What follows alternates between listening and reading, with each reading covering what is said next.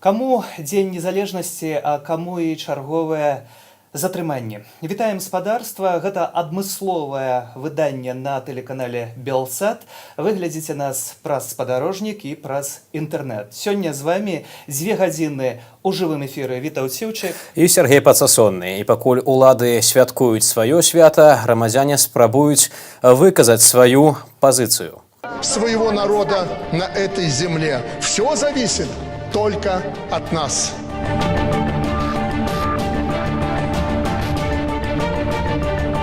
Место ведения процесса будет Приднестровская ОУД. Последуется служебный автомобиль.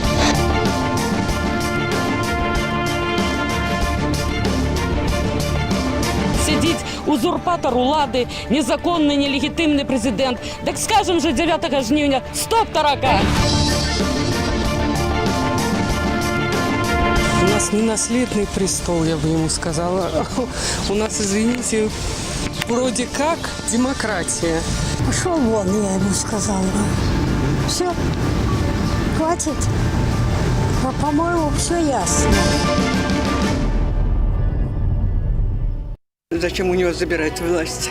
Он вполне нас устраивает как президент. Абсолютно.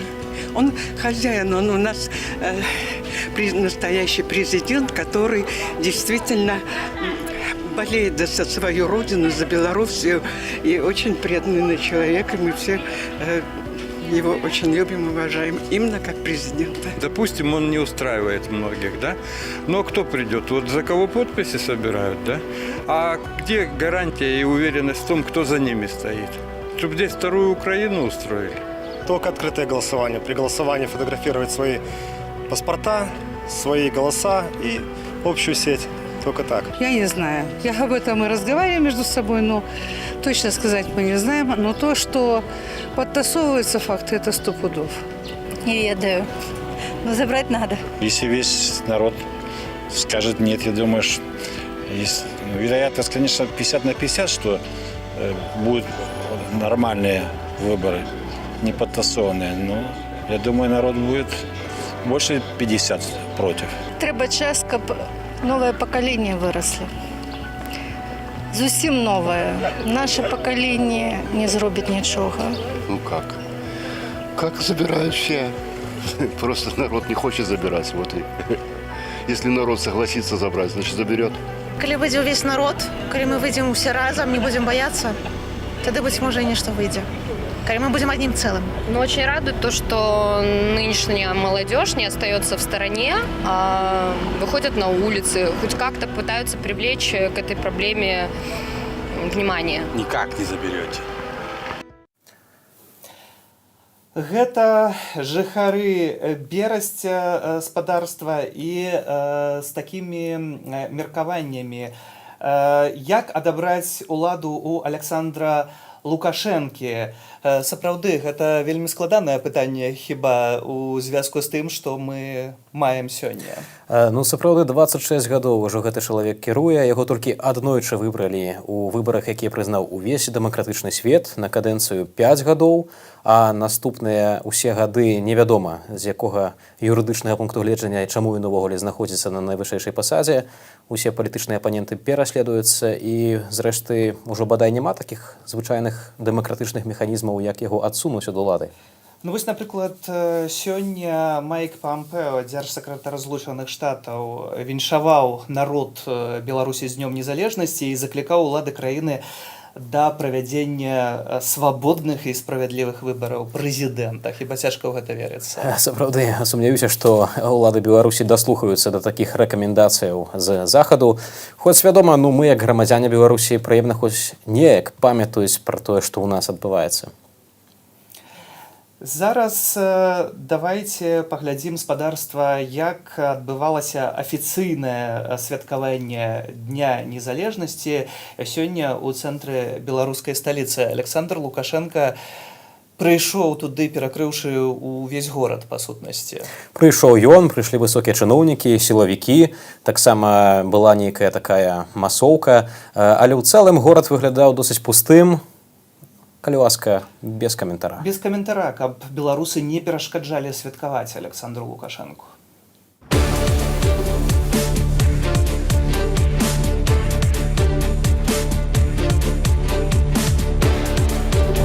9 августа вы должны, как в народе говорят, взять голову в руки, подумать и решить вопрос.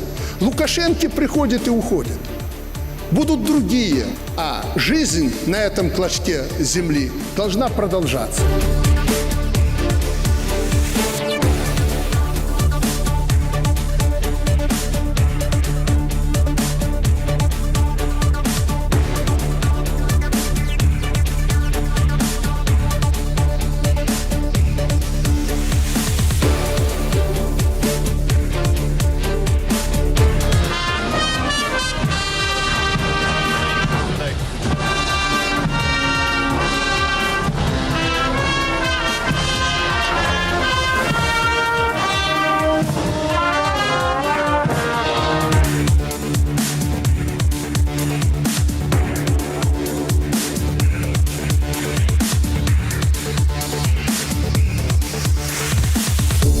Никто не в состоянии извне поколебать ту стабильность и независимость, которая сегодня в Беларуси.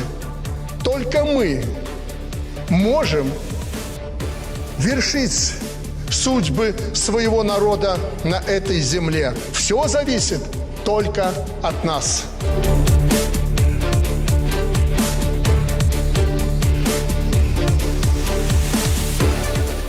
Праўду ніхто не заглушыць, і пакажам мы таксама не толькі тое, што адбывалася ў Менску афіцыйна, але тое, што рабілі ўлады з іншымі простымі грамадзянамі. Пераносімся ў масты ўжо цяпер, дзе адбылася відавочная правакацыя. Ўжо была правакацыя ў горадні са спадаром Сергеем Ціханоўскім, калі дама, будем так пра яе казаць, кідалася з пытаннямі, калі ён не адказаў, то раптам з'явілася міліцыя, быў разыграны цэлы спектакль. Сёння падавалася б, што дно ўжо дасягнутае, прабітае, але ёсць іншая рэч. Не, міліцыя, бачым, апошнія дні вельмі нізка ўвесь час падае, і там была гэтая спадарыня. Тут маем таксама спадара вельмі сумнеўных паводзінаў.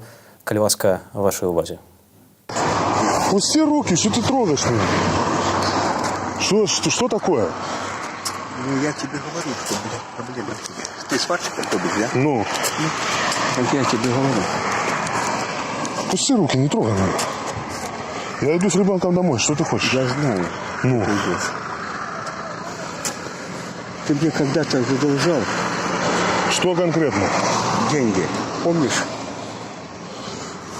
Это... Я положи телефон. Дитё. Вот именно. Отойди, мужик. Что я задолжал? Ну, деньги. Помнишь? Не помню такого. Или ты не помнишь? Не помню такого. Все, мужик. Подожди. Отойди. Отойди. Я тебе говорю. Сейчас. Остановись. Я тебе говорю. Остановись. Отойди. Забери его. Ты понял? Отойди. Отойди, я сказал. Отойди, я говорю. Я тебе говорю. Уберите его. Что случилось? Прыгай драться. Отойди. Что случилось? Прыгай драться. Иду с ребенком домой. Отойди от меня. Подойди. Вот. Тихо. Видишь? Тихо. Здрасте. Иду с ребенком домой.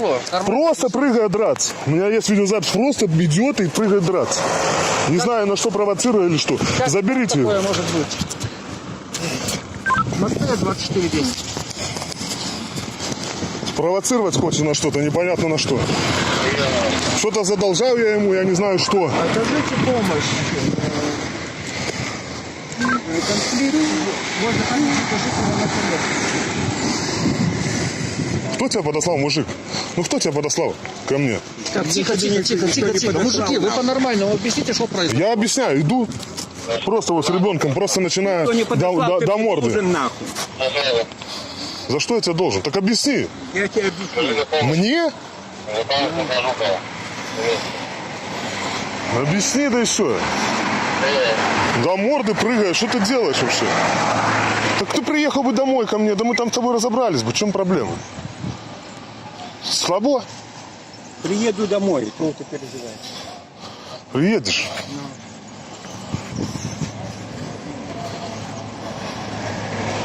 Ты Что? Убери его. Кто по ментам работает? Тихо, мужики. Кто по ментам работает? За свой базар отвечаешь? Отвечаю, нахуй. Я тебе, блядь. Так, Здрасте. давайте не будем создавать толпу. Один в нашу машину. Вы присядьте, пожалуйста. Я с ребенком никуда не поеду. Я вам объяснил ситуацию. И примите меры. Прыгает драться. Не знаю, подбегает отсюда и пытается спровоцировать. И руками в спину, в грудь бьет. Типа там я ему что-то задолжал, что-то это. Пойдемте в служебную автомобиль. Пойдем. Вы вот там. Пойдемте. Не плачь. Смотрите, мужики. Пойдемте разбираться будем. Подъедем, вопрос, если хотите. Не, давайте здесь на месте. Я ничего не нарушал. Еще раз. Ведется, по сути, административный процесс. За что? Я еще не писал заявление, мужики. Я просто попросил... Нарушение. Я просто попросил оградить меня... Вы являетесь лицом либо потерпевшим, либо свидетелем. Вам необходимо последовать в Московское ОВД. Вы меня слышите или нет? Я вас слышу. Место ведения процесса будет Московское ОВД.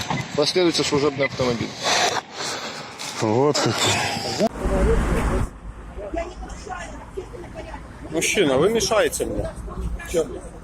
Ну, заграждаете мне. Что? Видимость. Какую? Вот к этому происходящему. Ось так само фрагмент мы побачили іншага затрымання яшчэ з Гомля, так, Алены Давыдавай, мы, безумоўна, яго таксама пакажам, але хваля каментароў залівае інтэрнэт на тую падзею, якая з'явілася з мастоў. Ну вось літаральна нават пад нашым стрымам, пад нашай перадачай людзі пішуць, што ў мастах адбываецца увогуле бязмежжа. І таксама задаюць пытанне наконт чалавека, які правакаваў. Нанялі? Не, проста загадалі. Тут таксама ёсць каментар спадарства пад матэрыялам гэтым жа, які размешчаны на канале Радыё Свабоды. Ці цяпер міліцыя і зэкі у адной звязцы працуюць? Гэта вельмі сумна, пішуць беларусы. Гэта пераходзіць ужо ўсе межы зразумелага. Сапраўды, межы хіба не проста пераходзіць, гэта ўжо даўно перайшло ўсе межы. Абсалютна, вось таксама і нашыя гледачы кажуць, што гэты чалавек хутчэй за ўсё зняволены, і так і пішуць, калі без цэнзуры казаць, улада проста супрацоўнічае з зэкамі. І мы бачылі ў горадні вельмі дзіўную жанчыну з дзіўнымі паводзінамі, бачым тут таксама чалавека, які выглядае на зняволенага, і мне асабіста дзівіць, навошта міліцыі так тапорна і, прабачце за гэтае слова, тупа ўсё рабіць, бо гэта ж усё роўна 21 стагоддзя, усе гэта бачаць, і гэта толькі яшчэ больш злуе нашых суайчыннікаў. Прычым з актывістам у мастах, з гэтым жыхаром мастоў быў ягоны сын малалетні, які на ўсё гэта глядзеў, які таксама плакаў, як было чуваць на гэтым відэо, і неяк на нецэнзурную лаянку вось гэтага мужчыны міліцыя таксама не рэагавала. Хаця міліцыянтаў там хіба было з 5 чалавек. Трэба таксама заўважыць, што сённяшняе гэтае афіцыйнае свята, якое Лукашенко называе Днём незалежнасці, звязанае з вызваленнем Менска ад фашысцкіх захопнікаў. А што гэта мы такое бачым, калі чалавек не можа спакойна прайсці па вуліцы свайго роднага гораду ў такі дзень? Можа цяпер хіба перанесціся ў Гомель, вось фрагмент затрымання Алены Давыдавай, бо ў Гомлі спадарства мелася быць таксама акцыя сёння да гэтага Дня незалежнасці. Людзі маглі ўзяць тапкі, выйсці на мясцовы пляж, але ўсё ж такі выйсці не ўсім атрымалася, прынамсі Алена Давыдава не змагла гэтага зрабіць.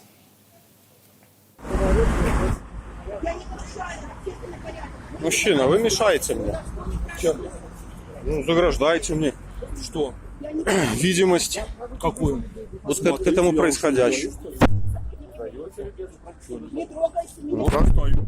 На свободную оставлю? Я могу стоять? Я могу стоять. Что вы делаете? Ну-ка отпустили ее быстро. Отпустите девушку, куда вы девушка должна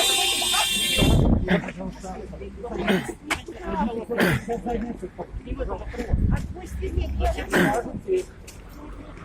Вот. Елена Сергеевна, присядьте, пожалуйста. Зачем вы снимаете? Вы пошли. Фашисты! Фашисты! За любое преступление будет наказание. Вы не исключение.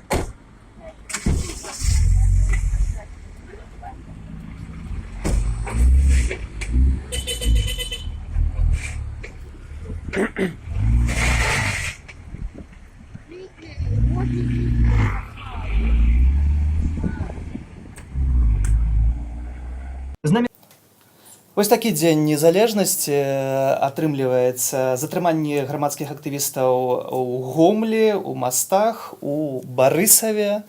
Таксама ў Гомлі быў затрыманы Алексей Раманаў, які збіраўся на акцыю, каб выказаць сваю пазіцыю адносна дзейнай улады. Хацеў бы таксама звярнуць увагу, што вось Алену Давыдаву, жанчыну, затрымлівала хіба з дзясятак міліцыянтаў у цывільным і ў форме, накінуліся і прагучала вось гэтае слова ў дачыненні да сілавікоў фашысты. Тым больш, што Алена Давыдава яна спрабавала таксама падаваць дакументы, быць кандыдатам у прэзідэнты, яна медык, і пачаліся вялікія праблемы ў гэтай жанчыны і на працы пасля гэтага ўсяго, калі яна агучыла тую праўду, якая адбываецца ў Гомлі, прынамсі ў ейнай лякарні з каронавірусам. Абсурд проста ўжо пераходзіць сапраўды ўсе нейкія выстаўленыя межы, бо ў Беларусі ўсё ж працягваецца эпідэмія. Штодня мы бачым навіны пра смерці людзей у розных рэгіёнах. І вось такое стаўленне да медыкаў, якія не баяцца казаць праўду. Таксама ёсць інфармацыя пра тое, што Яўген Клімук са Скідзеля быў сёння таксама затрыманы спадарства. То бок маем геаграфію затрыманняў, якая пашыраецца і сягае самых розных мясцовасцяў, самых розных гарадоў. Як заўсёды, міліцыя ніяк не можа патлумачыць прычыну, навошта яны бяруць людзей вось так груба, абсалютна па-хамску, як нейкія бандыты запіхваюць у аўтазакі альбо машыны. Але хацелася б звярнуць увагу, памятаем, што сталася з міліцыянтам Вольнічам з Ганцавічаў, як яго напаткала такая народная помста, калі яму пад хату завалілі кучу гною. І на гэтых відэа мы таксама твары некаторых сілавікоў бачым. Можа, гэта нейкае гаспадарства развязання. Безумоўна, мы не заклікаем да гэтага, але калі міліцыя не разумее іншай мовы, то толькі такая мова для іх можа быць актуальная. Падказваюць, што ёсць сувязь, нібыта з Кацярынай Андрэевай, то даём ёй слова адразу.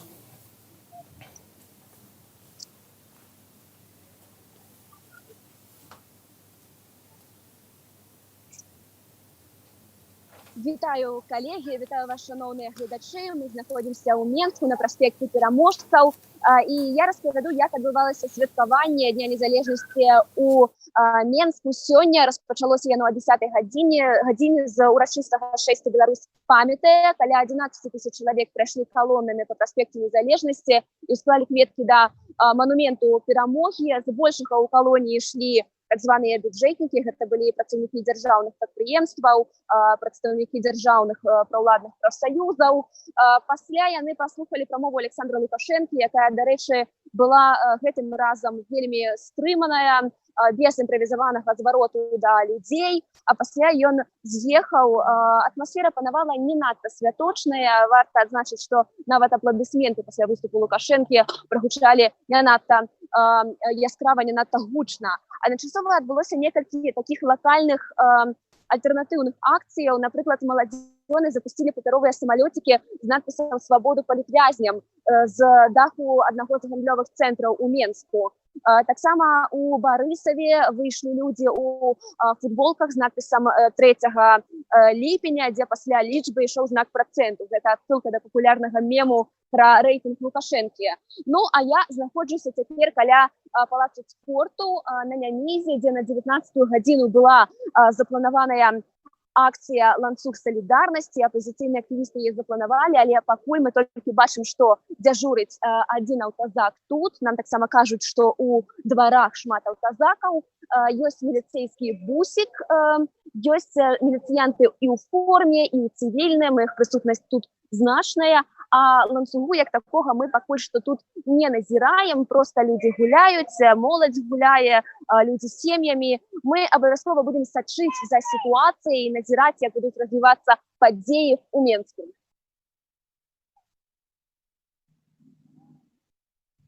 Варта заўважыць, што Лукашенка, як заўсёды, быў на плошчы Перамогі.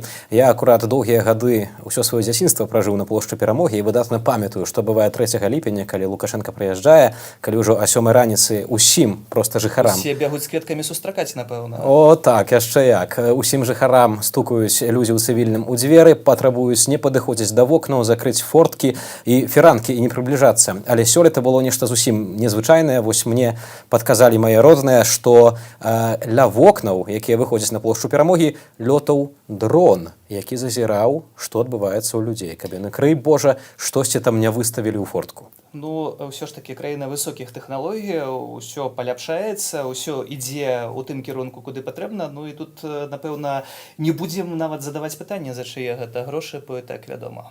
На вялікі жаль, вельмі прыкра, што нашыя даходы і тыя сілы, якія трацяць нашыя грамадзяне цяжкой працай, і проста вось так марнуюцца і нават горш, выкарыстоўваюцца на шкоду ўсім. Сёння побач з Александром Лукашенкам стаяў яшчэ адзін Александр Саладуха. Кажуць, Саша 3%, а ўжо жартуюць Саша 3 канцэрта. Таксама узгадваецца песня, магчыма, гэта песня прарочая, прошлое не вароціцца і не паможа слеза, з рэпертуару Александра Саладухі, які з'явіўся побач з Александром Лукашенкам. І спадарства, гэта таксама да той тэмы, што вельмі шмат вядомых людзей апошнім часам, і спартоўцы, і нават супрацоўнікі дзяржаўных тэлеканалаў выказваліся супраць улады. Ну і хіба кіраўнік падумаў, што ён ім усім пакажа і ўсё ж такі паставіць для сябе нават не нейкага там ветэрана, якіх, на жаль, вялікі часунак для іх, але іх ужо амаль што не засталося ў жывых, але паставіць вось такога дзеяча культуры. Адзін з такіх супрацоўнікаў ОНТ гэта Зміцер Врангель і вядомы тэлевядучы праграмы «Приключения капітана Врангеля». Быў таксама не звольнены, бо, як ён кажа, не працаваў на ОНТ, а з ім была прыпыненая супраца, бо ён супрацоўнічаў з гэтым каналам, рабіў сваю праграму і потым даваў гэтую праграму на ОНТ. І спадар Зміцер Врангель паразмаўляў з намі сёння перад эфірам. Давайте паслухаем. З намі на сувязі Зміцер Врангель, тэлевядучы праграмы «Прыгоды капитана Врангеля». Добрый день. Добрый день. Здравствуйте, уважаемые. Я сразу, пробачьте, буду размовлять на российской мове, потому что по-белорусски размовляю вельми древно. Я готов. З вами телеканал ОНТ припиніў супрацу пасля допісу пра затрыманні пад крамай Сімбал-Бай у сталіцы. Зрэшты, ОНТ припыніў супрацу і з іншымі вашымі калегамі, мяркую, напрыклад, з Меліцінай Станютай таксама ўжо не будзе праграмы. А вось старэйшы старшыня прадзяржаўнага саюзу журналістаў Андрэй Крывашеў заявіў у эфіры ОНТ напярэдадні, што частка калегаў нам здрадзіла. Вы пачуваецеся таким здрадником ОНТ? Нет. Я не чувствую себя предателем, потому что я, во-первых, не работал на телеканале ОНТ. Я производил контент для телеканала ОНТ. Я высказал свое мнение, когда увидел несправедливость. Где предательство? Напэўна, здрада ў тых ідэях, у той ідэалогіі, якую распаўсюджвае тэлеканал ОНТ у тым ліку.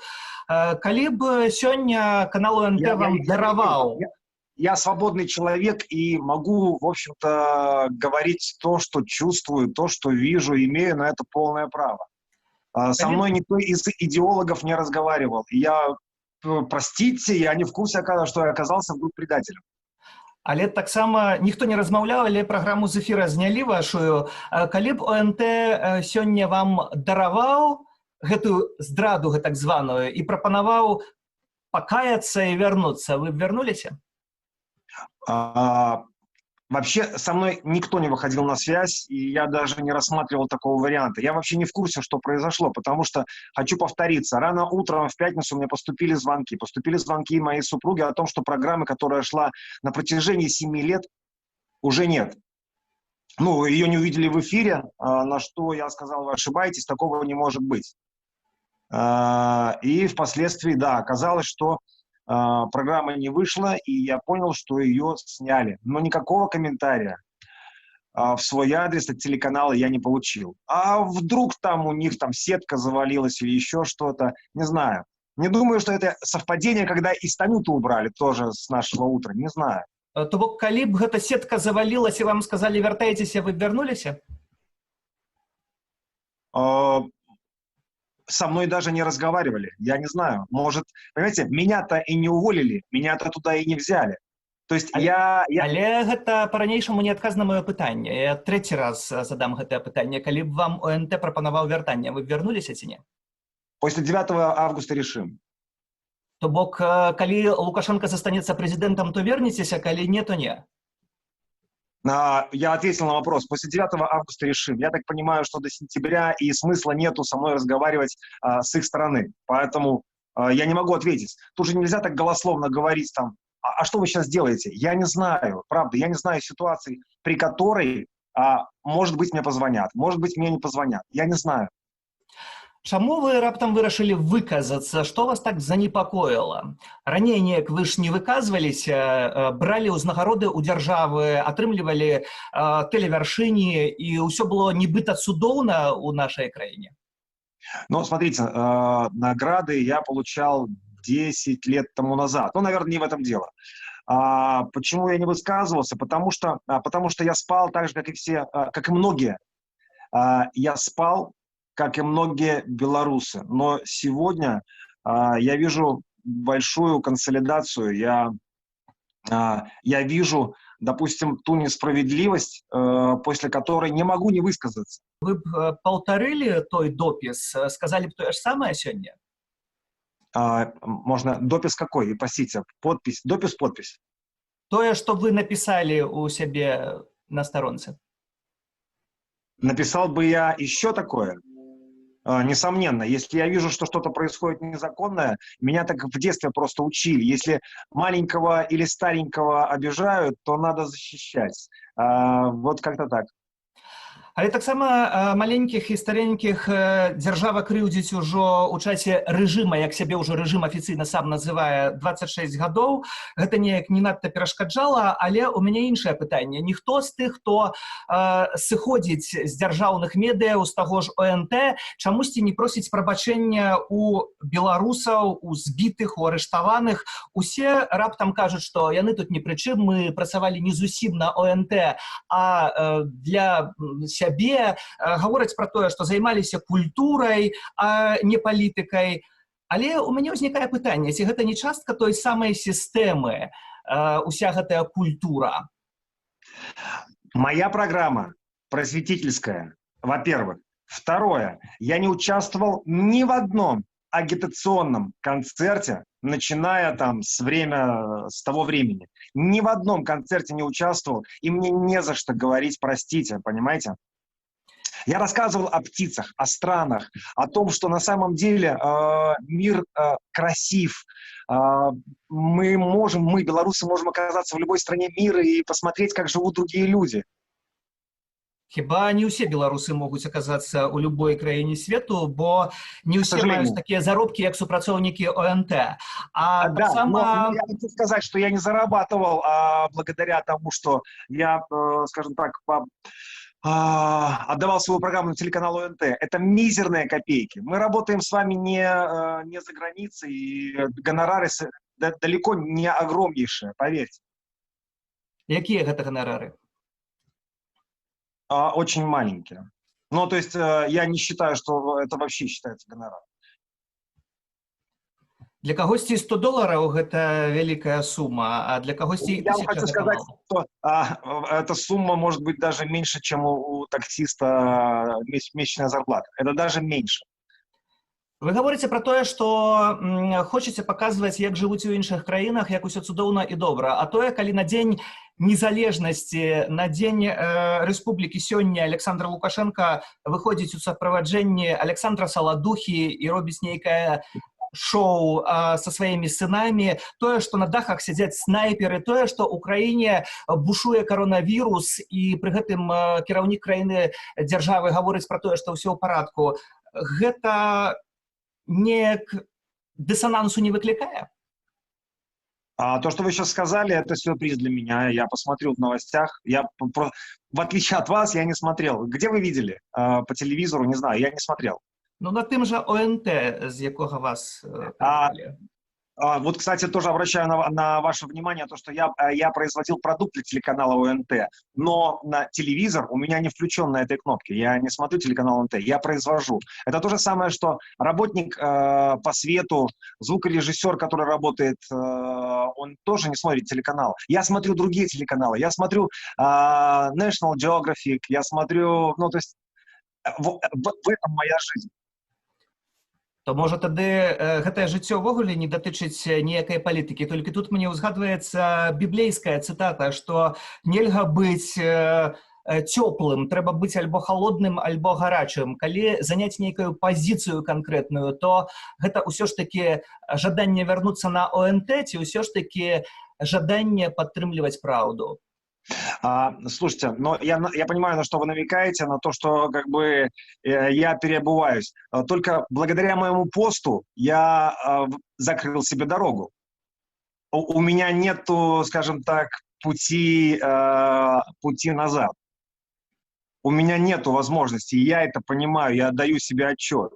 И если кто-то, да, я не буду говорить кто, сказал, что, возможно, вы меня увидите, то я даже не употребляю эти слова в своем посте, понимаете? Што далей у такім выпадку?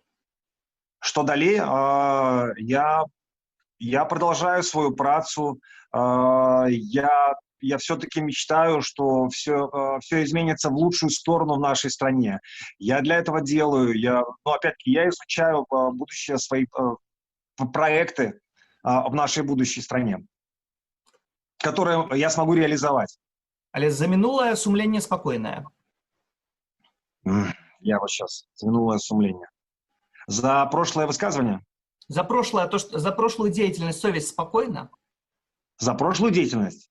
Конечно. Вы же не можете сказать, что девушка-акушер, она должна переживать то, что она работала во время, скажем так, да, в прошлые годы при том государстве, при том режиме и выполняла свою деятельность. Вы же не можете сказать, что работник, который убирает мусор каждый день и в тех же дростах, что он-то виноват, что убирал мусор, а я не убирал мусор. Я путешествовал и, ну, скажем так, я просвещал народ, что я даже не знаю, что вам ответить на этот вопрос.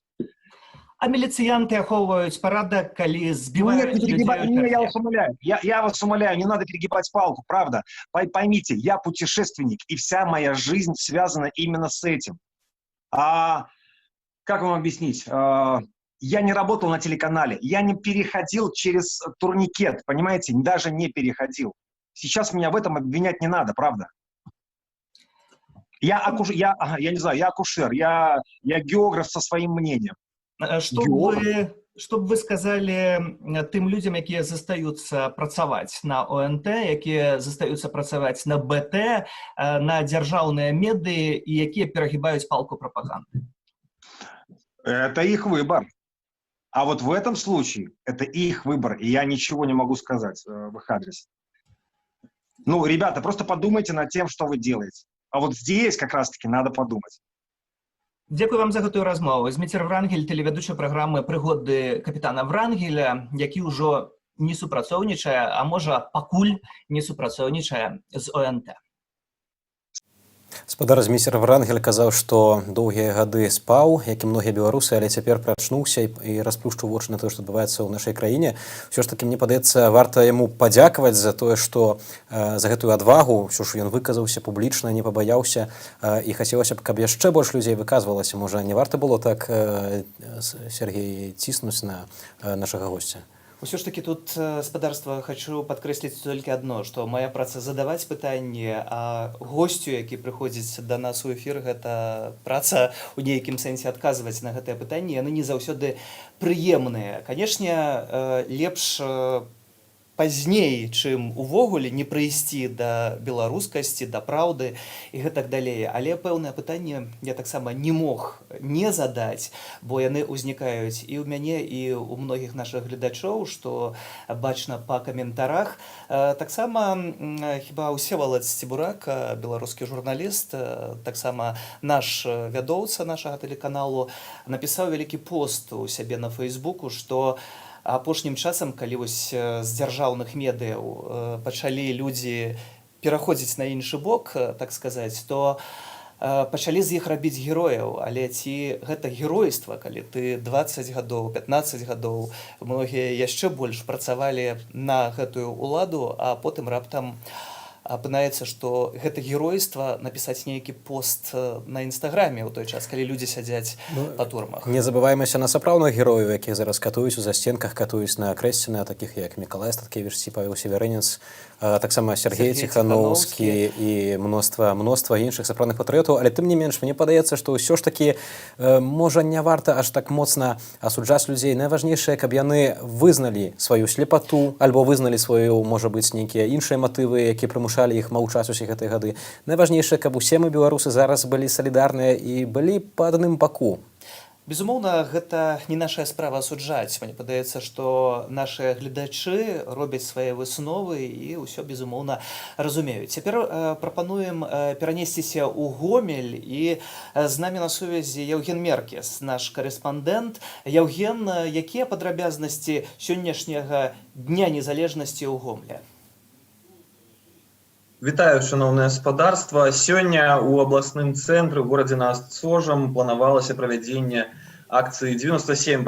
Яна была анансаваная праз тэлеграм-каналы разнастайныя. У межах яе планавалася, што найбольш актыўныя гомельцы, которые незадаволеныя тым, што зараз адбываецца ў краіне, збяруцца на цэнтральным пляжы і ў рознай форме выражуць свой пратэст, у тым ліку выкарыстоўваючы адзін з сімвалаў гэтай перадвыбарчай кампании тапак, один з сімвалаў пратэста, і, канешне ж, надпіс 3%, які адсылае да невялікага працэнта рэйтынга дзейснага кіраўніка дзяржавы.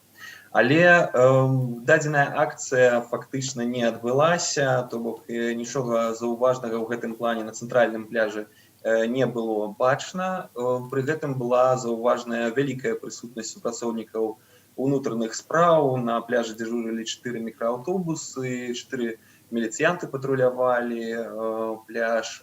І таксама вядома, што паралельна з гэтымі падзеямі адбыліся затрыманні некаторых гарадскіх актывістаў. Так, актывістку Алену Давыдову спачатку блакавалі каля ейнай кватэры, не даючы ёй выйсці, бо яна меркавала далучыцца да гэтай акцыі і выразіць свой пратэст. А калі яна ўсё ж такі здолела выбрацца са сваёй кватэры, яе затрымалі і даставілі ў Новабелецкі РАУЗ, дзе пратрымалі да вечара. Вось яна толькі ўвечары выйшла адтуль. Таксама ўжо на падыходзе да пляжа быў затрыманы Алексей Романов. Гэтаму чалавеку стала блага і была выклікана нават хуткая меддапамога. Вядома таксама, што Алексей Романов нядаўна перанёс онкалагічнае захворванне. Актывістку Святлану Нарскіну затрымалі таксама каля ейнай кватэры, а іншага актывіста Юрыя Власова блакавалі каля ягонай кватэры, не даючы выйсці, бо ён таксама меркаваў далучыцца да гэтай акцыі. Вось такім чынам збольшага прайшоў Дзень незалежнасці ў Гомлі. Таксама варта дадаць, што апошнія некалькі тыдняў у разнастайных тэлеграм-каналах гучалі час ад часу заклікі сабрацца ўвечары, выразіць салідарнасць як з затрыманымі кандыдатамі і палітзняволенымі, которые зараз знаходзяцца за кратамі, так і ў цэлым выразіць сваю незадаволенасць сучасным палітычным рэжымам. У якасці месцаў збору планаваліся цэнтральныя плошчы ў абласным цэнтры, але гэтай акцыі фактычна таксама не адбываліся, і акрамя міліцыянераў і амапаў там нікога не даводзілася назіраць. Аднак у адказ на тыя падзеі, которые адбываліся апошнім часам У Гомелі гарадскія ўлады альбо прынамсі спецслужбы адрэагавалі па-свойму, і ў тых месцах, дзе адбываліся пікеты перадвыбарчыя, которые збіралі вялікую колькасць людзей, у тых месцах, дзе назіраліся ланцугі салідарнасці, так званыя, былі ўсталяваныя з десятак новых камер відэаназірання. Відаць, дзеля таго, каб лепей кантраляваць сітуацыю і ідэнтыфікаваць удзельнікаў гэтых акцый. Вось тое, што я магу перадаць з Гомеля. Дзякуй, Еўген, за гэты каментар, за тое, што сачыў за падзеямі ў Гомлі. Спадарства працягваюць пісаць нашыя нам тэлегледачы пад стрымам на Ютубе. Пішуць міліцыянты: «Уставайце на бок народу, вам жа ж будзе лепш». Таксама каментуюць справу збору людзей нязгодных на плошчы. Кажуць, толькі не плошча, таму што плошчу можна акружыць і разагнаць. Давайце выходзіць паўсюль у розных мясцінах. І сапраўды гучала такая, скажем так, гэта была такая павестка, каб усе людзі нязгодныя карысталіся сваім канстытуцыйным правам да мірных сходаў і выходзілі не толькі на вось гэтыя цэнтральныя плошчы, дзе, як сказаў наш калега Еўген, ужо ўсталёўваюць камеры, рыхтуюцца ўлады, але выходзілі па ўсёй Беларусі, па ўсіх гарадах і мястэчках. Бо сапраўды і сам Александр Лукашенко выказваў такую гатовасць. Па-першае, казаў, што ўся сітуацыя пад кантролем у дзяржавы, а таксама выказваў такое меркаванне, што калі трэба, ну то можна і страляць па беларусах, страляць па пратэстоўцах. Зрэшты, вось начальнік штабу Раўкоў так выказаўся не так даўно пра тое, што калі будзе трэба, то беларускае войска таксама можа прымяніць зброю ў дачыненні да пратэстуючых. Выказванні, якія абсалютна не пасуюць кіраўніцтву нармальнай краіны, а мы нармальная краіна, мы краіна, якая мае сваю гісторыю. Хутчэй гэтае выказванне можна ўкласці ў вусны нейкіх тэрарыстаў, мне здаецца. Але тым не менш, самае галоўнае, што ёсць, шаноўнае гаспадарства, гэта вялікая салідарнасць унутры краіны, бо ідзе збор сродкаў для рэпрэсаваных, пры гэтым збор сродкаў агромны. Сапраўды, ўжо пабіты рэкорд. Больш за 100 тысячаў долараў літаральна за няпоўны тыдзень удалося сабраць, і тут таксама шмат у чым дапамагае беларуская дыяспара, што яшчэ раз пацвярджае, што беларусы адзіны народ па-над межамі. І не трэба, мне падаецца, тут таксама так зневажаць людзей, што вось, маўляў, з'ехалі, забыліся на айчыну. Як бачна, не забыліся. І дыяспара таксама адыгрывае сваю ролю ў грамадскім жыцці. Ганна Севярынец, вядомая настаўніца, напісала ў сябе на Фейсбуку цудоўны пост, пад якім было таксама вельмі шмат каментароў пра тое, што тыя, хто з'ехаў, тыя беларусы, якія знаходзяцца за мяжой, таксама вельмі шмат робяць на карысць беларушчыны, агульнай справы, нацыянальнай культуры і гісторыі. Ну, памятаем, напрыклад, усе ведаюць гэтыя славутыя нейкія ірландскія святы, ірландскія брэнды, а вядома, што этнічныя ірландцы недзе так у адсотках 80 жывуць па-за Ірландыяй, і за кошт гэтага ў тым ліку ёсць іхняя такая нацыянальная адметнасць ва ўсім свеце, нацыянальная еднасць, і нам таксама, дзе б мы не знаходзіліся, не варта саромецца сваёй беларускасці, і таксама не варта забывацца на свае беларускія справы, і гэта менавіта можа нам дапамагчы, перамагчы і пераламіць гэтую сітуацыю. Тут таксама вельмі важны цудоўны момант, калі выходзяць людзі ў розных краінах і ў розных гарадах на акцыі салідарнасці. Асабліва узрушыла акцыя пад беларускай амбасадай у Варшаве. Так, там было, кажуць, нават больш за 1000 чалавек, а потым была яшчэ праз тыдзень акцыя ў цэнтры Варшавы, і паліцыя налічыла ажно 3000 удзельнікаў. А сёння, шаноўнае гаспадарства, таксама беларусы замежжа выходзяць, каб паказаць сваю салідарнасць з суродзічамі ў Беларусі. І зараз вашай увазе кадры з віленскай акцыі.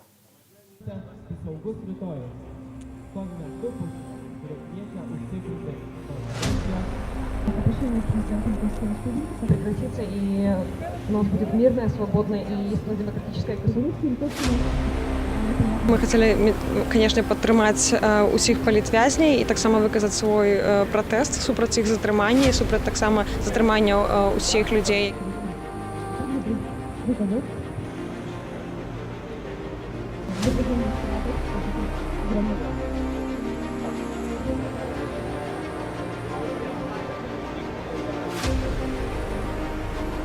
Сегодня мы подаем зворот до президента Литвы, где потребуем, каб ён звярнуў увагу на тое, што сёння адбываецца ў Беларусі.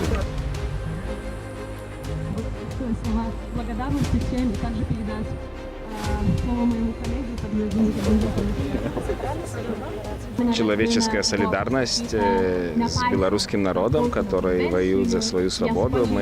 Я сам помню, как нам было трудно 30 лет назад, и как очень много народов, и россияне, и белорусы, и украинцы, и грузины к нам приезжали, с нами стояли около баррикад у парламента.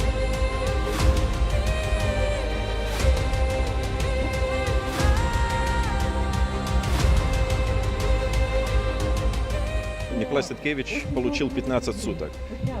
На прошлой неделе ему уже переквалифицировали обвинения в криминальное преступление. Ситуация ухудшается. И поэтому мы выходим на этот пикет, призывая литовскую власть показать больше активности и больше европейской солидарности.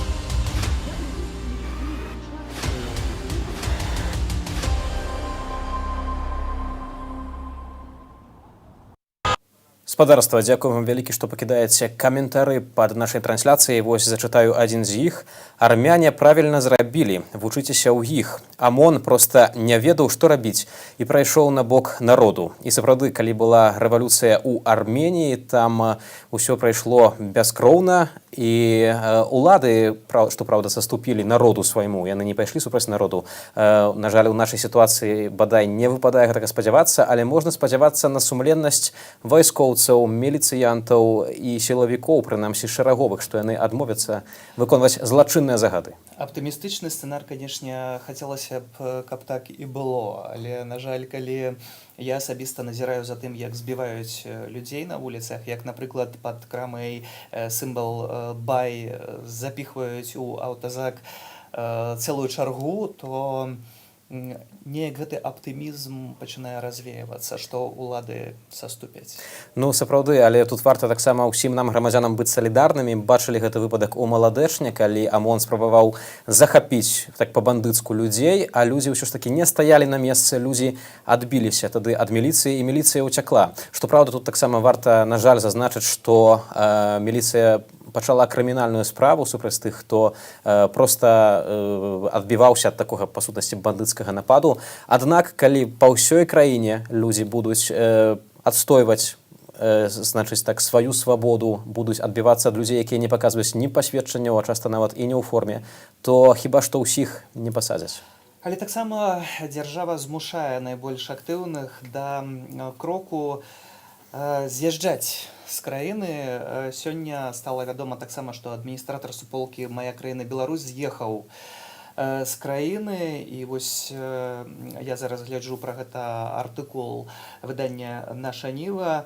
Адміністратар і стваральнік тэлеграм-канала «Мая краіна Беларусь» Сергей Бяспалаў пакінуў Беларусь, як паведаміла суполка, бо на Сергея Бяспалава разгарнулі сапраўднае паляванне і спрабавалі схапіць, як гэта ўжо рабілі з многімі блогерамі. Я мяркую, што вельмі правільнае рашэнне ён зрабіў, таму што сапраўды столькі людзей зараз ужо сядзіць у вязніцы толькі за тое, што карысталіся сваім канстытуцыйным правам на свабоду слова і свабоду інфармацыі. Ну, безумоўна, тут, што датычыць блогераў, то хіба самыя асноўныя і найбольш папулярныя беларускія блогеры знаходзяцца за кратамі альбо трапілі пад пераслед, калі яны не за мяжой. Улады проста баяцца праўды, баяцца, што людзі будуць у голас казаць пра тое, што кажуць на кухнях і кажуць недзе там на сваіх гародах. Хаця, як бы, Лукашенко ўвесь час заяўляе, што не бойцеся гаварыць, але ведаем, ён адно кажа, робіць зусім іншае. Не бойцеся гаварыць, але хіба толькі тое, што пасуе дзяржаве і пасуе не 3%. Так? Абсолютно. А 97% вымушаныя просто па сутнасці стаяць збоку, хаця яны плацяць падаткі. І ўлада гэта што? Гэта нанятыя намі менеджеры. Яны нанятыя, у тым ліку прэзідэнт, урад, для таго, каб распараджацца нашымі грашыма. Бо ўрада ніколі не бывае сваіх грошаў, гэта грошы нашых падаткаў. І яны нанятыя для таго, каб уласна добра ўсім гэтым кіраваць. А пакуль мы бачым, што ўлада жыве толькі дзеля таго, каб заставацца ўладай, вечна заставацца ўладай, і ўсе сродкі для іх тут добрыя. Сродкі добрыя, але ўсё ж такі ёсць тыя, хто адважна выходзіць, адважна пратэстуе, за імі сочаць, іх затрымліваюць, і хіба ёсць у нас матэрыял з Гомля. Так, і літаральна просім зараз пусціць, шановнае гаспадарства, вашай увазе. Чтобы я ему сказала, власть пора уступать, я бы ему сказала. У нас не наследный престол, я бы ему сказала. У нас, извините, вроде как демократия. А ведь выбрать не дают никого другого. Наверное, пожелала бы уже поставить этот пост. Сейчас обстановка не самая лучшая. Просто пожелала ему всего самого лучшего. Я бы просто, наверное, поздоровалась, спросила бы, наверное, про пенсионный возраст. Что меня больше всего волнует. А что с ним не так? Я бы хотела его вернуть обратно. Не врать. Пошел вон, я ему сказала. Все, хватит. По-моему, все ясно. Мы страна для жизни, мы за здоровый лад життя, но у нас когнитивный диссонанс. Вроде как бы везде говорим, что мы за здоровый лад життя и продаем бухло и сигареты. То есть мы позволяем народу и деградировать, и в то же время хотим, чтобы они были здоровыми. Это шизофрения. Нету слов, если честно. Потому что уже нечего ему сказать. Уже все было сказано. Пожелали ему здоровья, всего хорошего. То же самое. Чтобы происходящие, наступающие события были в честном ключе. И чтобы любовь к стране выражалась действительно любовью, а не на словах. Вот все, что я бы хотела.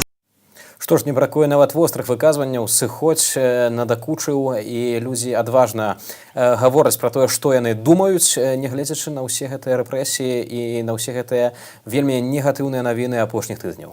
Гэта жыхары Гомля, якіх мы папрасілі сказаць сваё пасланне кіраўніку краіны. Вельмі многія кажуць, што ён стаміўся. Сапраўды, можна стаміцца за 26 гадоў. Зрэшты, Лукашенко таксама не раз пра гэта казаў, што не будзе сінімі пальцамі трымацца за пасаду, за крэсла, і што ён наеўся свайго прэзідэнцтва. Такі хочацца спытаць, колькі яшчэ ён хоча, і колькі ён яшчэ будзе гаварыць, што ён наеўся. Паспрабуем, гаспадарства, ўжо цяпер перанесціся ў горадню, заходнія межы нашай краіны. Алексей Кайрыс з намі на сувязі. Вітаем, Алексей. Як сёння Дзень незалежнасці 3 ліпеня выглядае ў горадні? Ці ёсць нейкія святкаванні, ці ёсць, можа, пратэсты, ці затрыманні? Прывітанне, Сергей, вітаю наших гледачоў шановных. У горадні ўсё адбываецца вельмі спакойна. Я толькі ў горадзе заўважыў некалькі дзяўчын з калонкай, адкуль гралі муры з метра Вацюшкевіча. У рэгіёне, канешне ж, не так спакойна. Напрыклад, у Мастах сёння быў затрыманы Александр Мілюк. Гэта сябар ініцыятыўнай групы Святланы Ціхановскай. Што было вельмі цікава. У сеціве ёсць відэа, дзе бачна, што да яго чапляецца мужчына у нецвярозым стане. Праз пэўны момант пад'язджае міліцыя і забіраюць гэтага мужчыну і забіраюць спадара Александра. Таксама у Скідзелі быў затрыманы Ягіл Клімук. Пару дзён таму у яго, як мне паведамілі, арыштавалі мабільны тэлефон і аўтамабіль, а сёння яго затрымалі у падазрэнні, нібы ён здзейсніў нейкае адміністрацыйнае правапарушэнне. На дадзены момант больш не адбывалася ніякіх здарэнняў. У горадзе людзі гуляюць, але з кожнай гадзінай людзей становіцца ўсё менш і менш. То бок звычайны выходны дзень, вечар выходнага дня. Дзякуем, Алексей Кайрыс, дзякуем за гэтую інфармацыю. Вось так спакойна досыць выглядае. Хіба няма адкуль брацца непакою, бо усіх самых актыўных і непакорных ўжо пасадзілі. Але тут вельмі важна, каб людзі ўсё ж такі памяталі, што яны большасць, і здаецца, сёлета вось гэта сітуацыя ўпершыню, што беларусы нязгодныя з гэтым рэжымам усведамляюць сябе, што яны супольнасць, і тут вось пытанне адкрытае. Лідары за кратамі так, але ці народ не выйдзе без лідараў? Тут галоўнае пытанне, ці ўвогуле ёсць і хто цяпер з'яўляецца такім лідарам. Сёння Святлана Ціхановская, прэтэндэнтка ў кандыдаты на прэзідэнцтва, звярнулася да нас, да беларусаў, і павіншавала са святам. 3 ліпеня для ўсіх нас асацыюецца з вызваленнем, але адчуваем мы, беларусы, сябе свабоднымі, задаецца пытаннем Святлана Ціхановская. Я прашу кожнага для сябе адказаць на гэтае пытанне сумленна. Асабіста для мяне сённяшняе паняцце свабоды — гэта мой боль, але відавочна гэта не толькі мой боль, але і ваш. Я мару і жадаю вам, што аднойчы мы ў поўнай меры зможам усвядоміць праўдзівы сэнс паняцця свабода. Са святам вас, сябры. 45 секундаў гэтага звароту. Сапраўды, для спадарыні Святланы, калі ейны муж знаходзіцца за кратамі і лёс ягоны невядомы у бліжэйшым часе, як будзе выглядаць панятак свабоды, вельмі важны, як для ўсіх нас. Абсалютна, і мы бачылі таксама, як выглядаў Сергей Ціхановскі. Яго нядаўна судзілі ў горадні праз скайп, што праўда, але і жонка, спадарня Святлана, калі яго пабачыла, проста заплакала. Кажа, што ён схуднеў на 20 кіляў, ніколі яго такім не бачыла, але нягледзячы вось на ўсе гэтыя здзекі, які ён перажыў, на гэты карцер, ён перадаў беларусам пасланне ў судзе. Ён сказаў: не бойцеся, давайце далей, беларусы, узнімайце, як ён кажа, узнімайце вашыя тапкі. Але таксама многія нават настолькі не пазналі Сергея Ціхановскага, што пісалі ў каментарах у сацыяльных сетках, што гэта ўвогуле не ён. Ну, ведаеце, тут вось мы кажам 3 ліпеня вызвалення Менску ад фашысцкіх захопнікаў, і часам улада тое, што робіць, нагадвае таксама такія метады, нагадвае нейкую акупацыю, калі народ не мае слова, не можа спакойна выйсці на вуліцу, калі самых лепшых, па сутнасці, людзей наша айчыны кідаюць за краты, здзекваюцца, не гавораць родным, што з імі адбываецца. Можна выходзіць на акцыі салідарнасці за мяжой. Ужо цяпер нам падказваюць, што ёсць такая акцыя, якая адбылася ў Швейцарыі.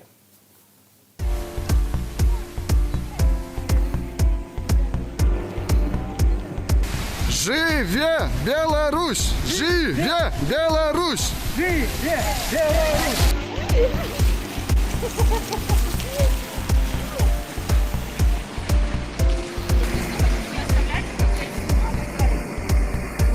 Я пришла поддержать белорусский народ, который на данный момент выходит на улицу не в эту минуту, не в этот день, а вообще, который регулярно выходит на улицы Беларуси. И я хочу сказать им, что они клевые, что они сильные, что я горжусь этими людьми.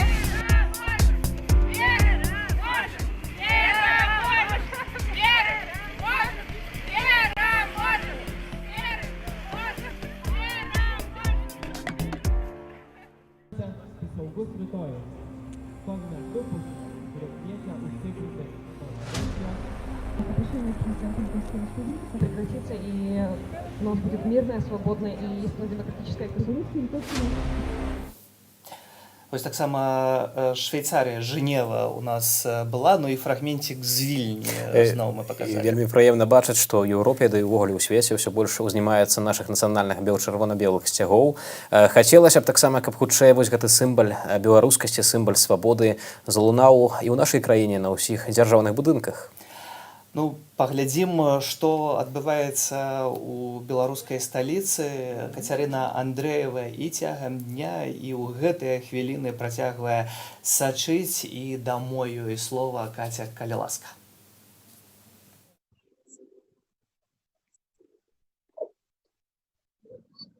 А мы зноў у Менску, каля палацу спорту. Я нагадаю, што на 19-ю гадзіну тут была запланаваная акцыя «Ланцуг салідарнасці», аднак у гэты час яна не адбылася. Тым не менш, мы бачым, што міліцыя па-ранейшаму знаходзіцца тут. Вось вы паглядзіце, калі ласка, можна заўважыць, што аўтазак стаіць і міліцэйскі бусік па-ранейшаму, як і гадзіну таму яны на месцы. На прыступках палацу спорту былі была группа моладзі, да іх падышлі амапаўцы, і я так разумею, што альбо папрасілі сысці, альбо неяк папярэдзілі, але вось цяпер тут людзей значна паменела. Гэта былі не ўдзельнікі акцыі, я падкрэсліваю, хутчэй за ўсё проста звычайныя мінакі. Таксама мінакі праходзяць міма міліцыянтаў і аўтазаку, мінакі, якія вяртаюцца з святочнага канцэрту, з кірмашу святочнага, які таксама знаходзіцца тут. Бачым, што ёсць міліцыянты ў цывільным, таксама час ад часу яны падыходзяць на гэтую пляцоўку каля палацу спорту. Мы ўвесь час сточым, але пакуль што не бачылі якіх-кольвек затрыманняў. Бачым, што цяпер вось пайшла групка міліцыі за знак Мінск, за надпіс Мінск яны пайшлі, і таксама туды пайшла частка міліцыянтаў у форме. Мы, на жаль, не можам зараз туды перамясціцца, паказаць, але паспрабуем гэта зрабіць пазней. Пакуль што сітуацыя выглядае вось такім чынам. На гэтую хвіліну пакуль гэта ўся інфармацыя, ну а мы будзем сачыць і пастараемся даведацца, куды цяпер вось пабегла міліцыя за палац спорту. Дзякую вялікі і сочым за падзеямі на месцы.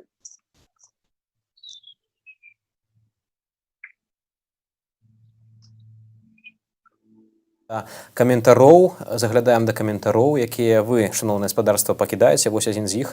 Што вы ўсё пішаце? Саша, сыходзь. Куды ён сыдзе? Ён не хоча нікуды сыходзіць.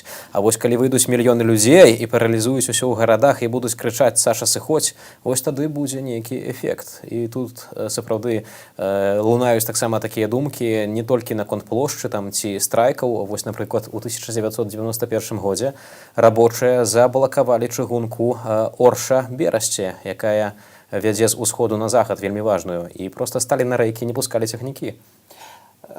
Таксама была размова пра тое, вось мне дасылаюць цяпер інфармацыю, што ёсць невялікі, але ўсё ж такі пратэст у Берасці.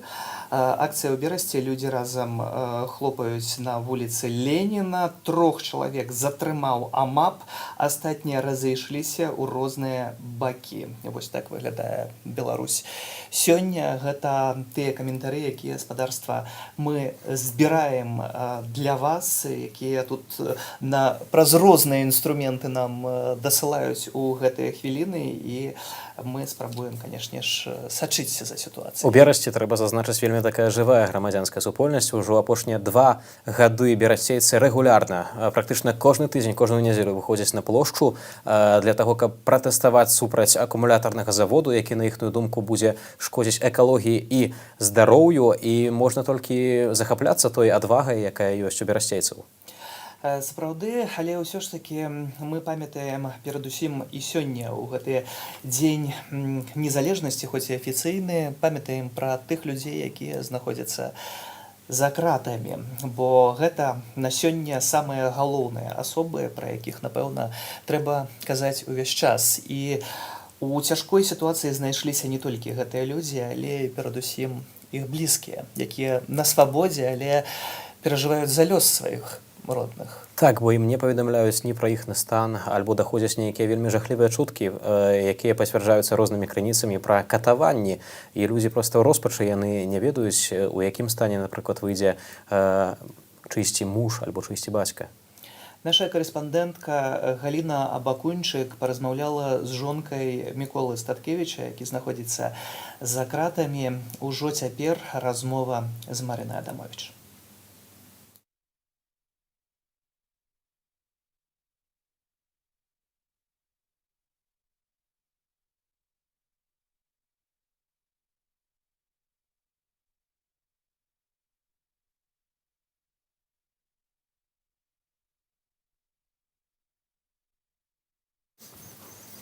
Шановне гаспадарства, трошкі маем тут невялікія тэхнічныя праблемы, за якія вельмі выбачаемся, але ўсё ж застаемся з вамі на сувязі. Дзякуй, што глядзіце сёння ў гэты вечар Белсат. Падсумоўваем тыя падзеі, якія адбываюцца 3 ліпеня ў афіцыйны прызначаны гэтымі ўладамі дзень незалежнасці.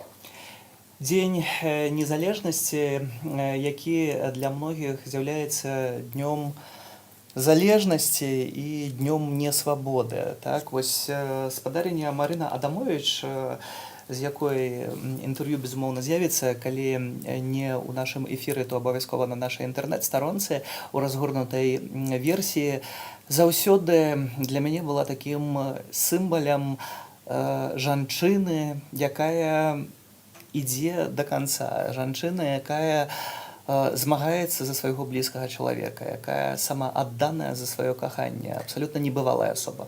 Так, мы памятаем, як Мікалай Статкевіч быў асуджаны спачатку на 6 гадоў вязніцы пасля плошчы 2010 года. Ён, дарэчы, не падпісаў памілаванне, прашэнне памілавання Лукашэнку.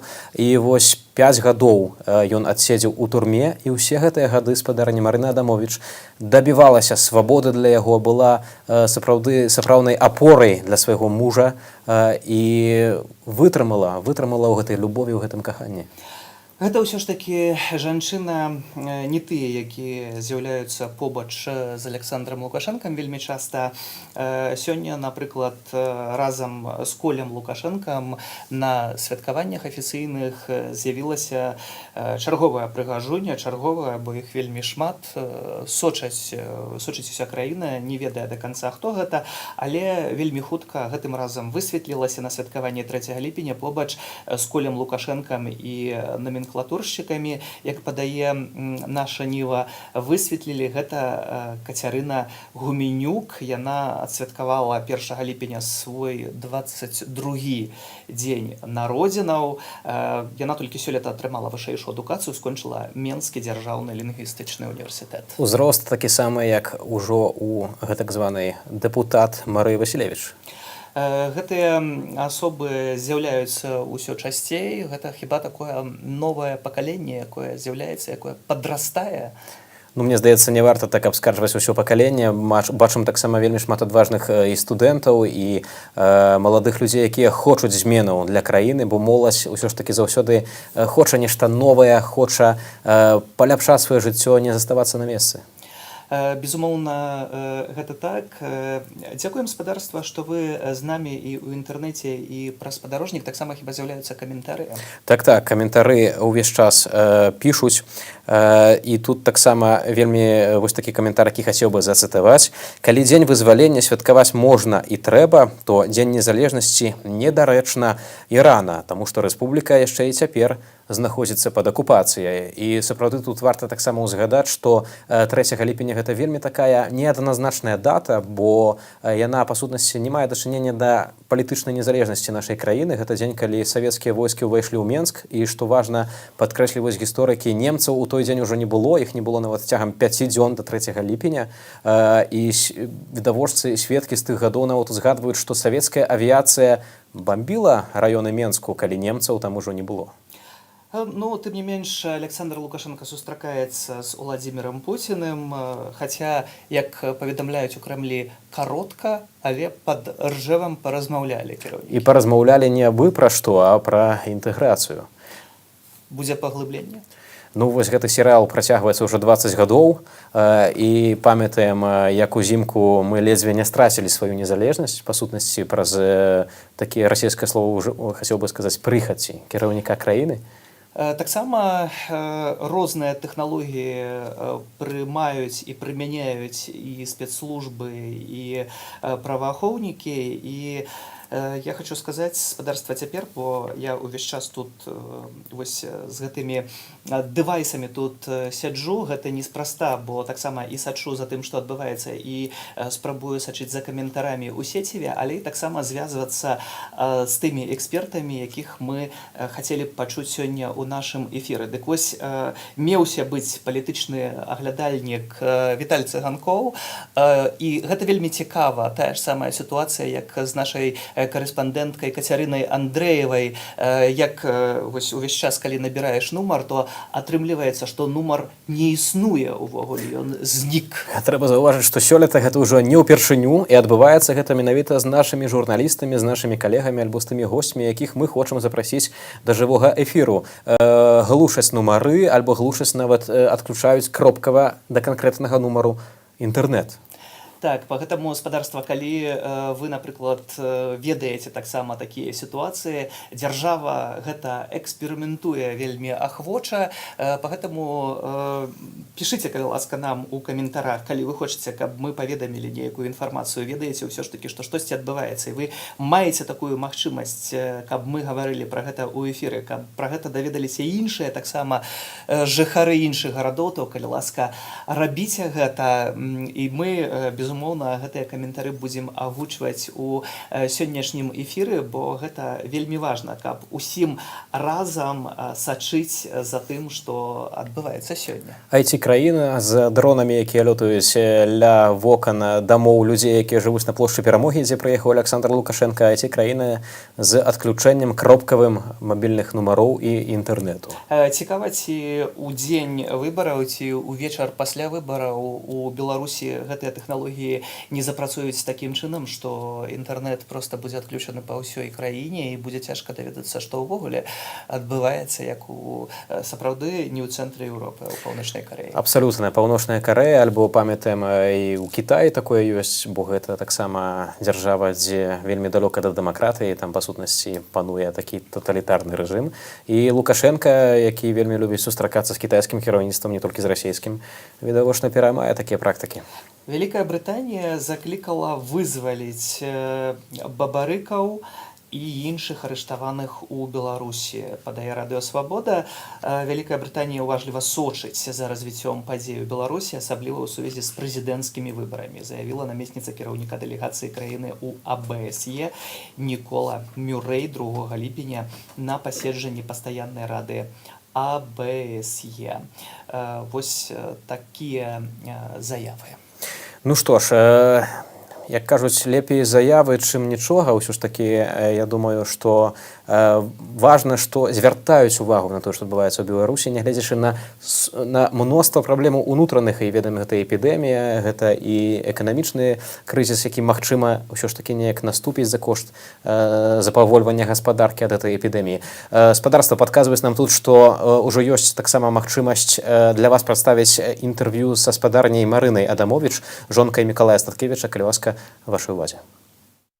У эфіры Белсат. Сёння мы ў гасцях у Марыны Адамовіч. Дзень добры. Добрый день. Марына Адамовіч, жонка, паплечніца Мікалая Статкевіча. Мікалай Статкевіч, палітык, палітвязень, знаходзіцца ў зняволенні ад 31 траўня. Ён быў затрыманы недалёка ад свайго дома, калі ішоў на пікет па збору подпісаў за кандыдатаў у прэзідэнты. Марына, зараз пакуль што пра вас. Скажыце, вы месяц жывяце чым? Якімі перажываннямі, якімі думкамі і якімі спадзяваннямі?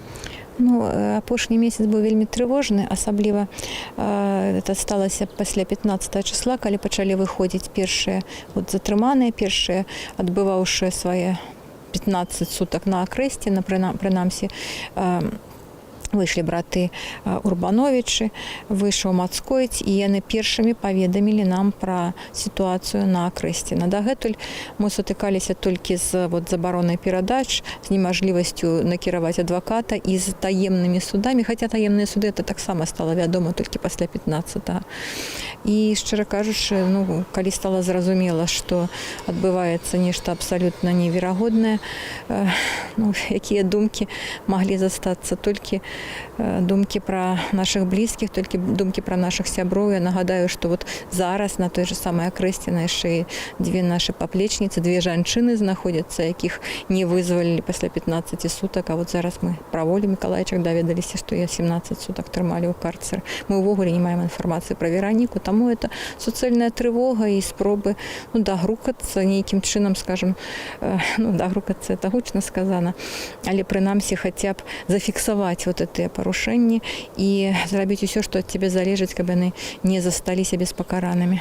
Такое. Марына, скажыце, ласка, зусім недавно стала вядома, так, што Мікола быў зняволены і затрыманы і змешчаны ў ізалятар ужо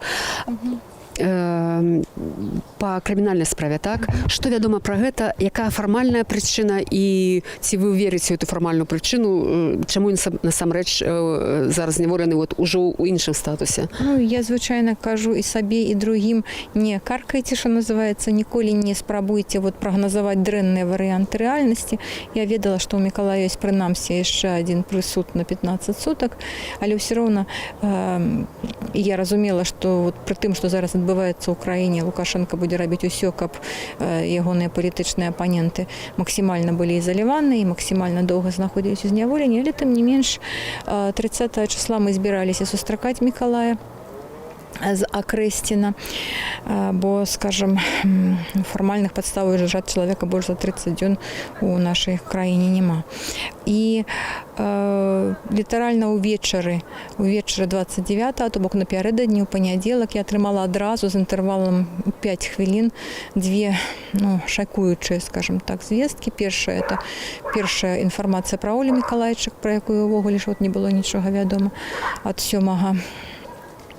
7 чэрвеня, тое, што яна знаходзілася ў карцеры, тое, што яна хварэла, тое, што ёй не давалі вады, што яе забралі абсалютна ўсе гігіенічныя прылады. І як толькі я скончыла эту размову, тут жа раздаўся іншы званок, власна кажучы, ён ішоў паралельна размове.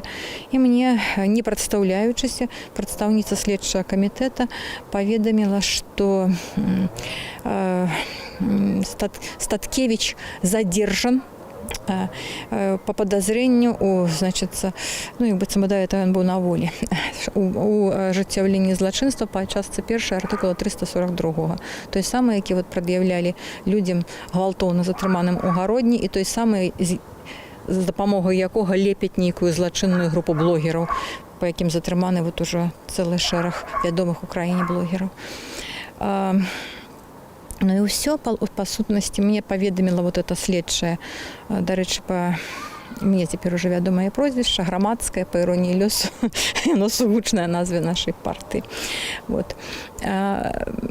Яна паведаміла мне таксама, што ён будзе пераведзены з ЦИПа ў ІВС, і калі ўжо назаўтра 30-го мы прыехалі з адвакатам у ІВС, то мы высветлілі, што Мікалай Статкевич уже пераведзены ў СІЗА нумар 1 на Валадарскага. Это значыцца, што яму затрыманне замененае на арышт. Правда, ніхто не палічыў, скажем так, мэтазгодным паведаміць аб гэтым ні мне, ні адвакату. Хачу звярнуць вашу увагу на это.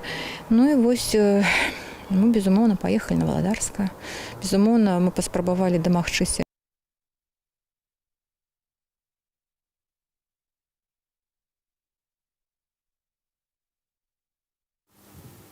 Спадарства, працягваем даваць слова вам, такім чынам, што вы пішаце каментары пад нашым стрымам на Ютубе, а мы агучваем. Вось, напрыклад, спадарня Ганна піша: ніякай інтэграцыі з Расіяй, калі сюды прыйдзе кіраваць абнулённы, Беларусь перастане існаваць. Ну, сапраўды, гэта такая відавочная ісціна. Незалежнасць Беларусі не можа прадавацца, не на тое змагаліся ўсе мінулыя пакаленні беларусаў, каб яе так проста здалі ва ўгоду нейкім двум людзям апантаным на ўладу. Таксама людзі пішуць: свабоду северынцу, свабоду Статкевічу, свабоду палітвязням.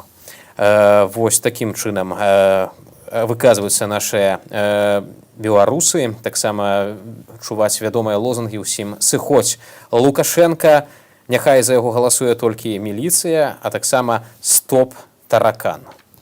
Гэта сапраўды вельмі такія распаўсюджаныя каментары, якія з'яўляюцца. Александр Лукашенко нават абразіўся на адзін з такіх каментароў і выказаўся. Сказаў, што, маўляў, ён не вусаты таракан, а ён усё яшчэ дзейны прэзідэнт, і ўвогуле нікога нельга абражаць ні ў адной краіне свету. І асабліва гэтага стасуецца ён сам. Але чамусьці гэта дазволена рабіць самому кіраўніку ўкраіны. Яму шмат што дазволена. Вось яшчэ адзін каментар ад нашага гледача. Ён сабе 2 мільёны подпісаў напісаў. Што ж яшчэ трэба, то і выбары на выбарах ён таксама напіша, колькі яму патрэбна. 2 мільёны подпісаў – гэта бадай прыблізна 18, а можа нават і 20% ад выбарнікаў у Беларусі, калі не больш. Таксама цяпер ужо маем відэо з Берасця. Давайте, спадарства, паглядзім, што там адбывалася.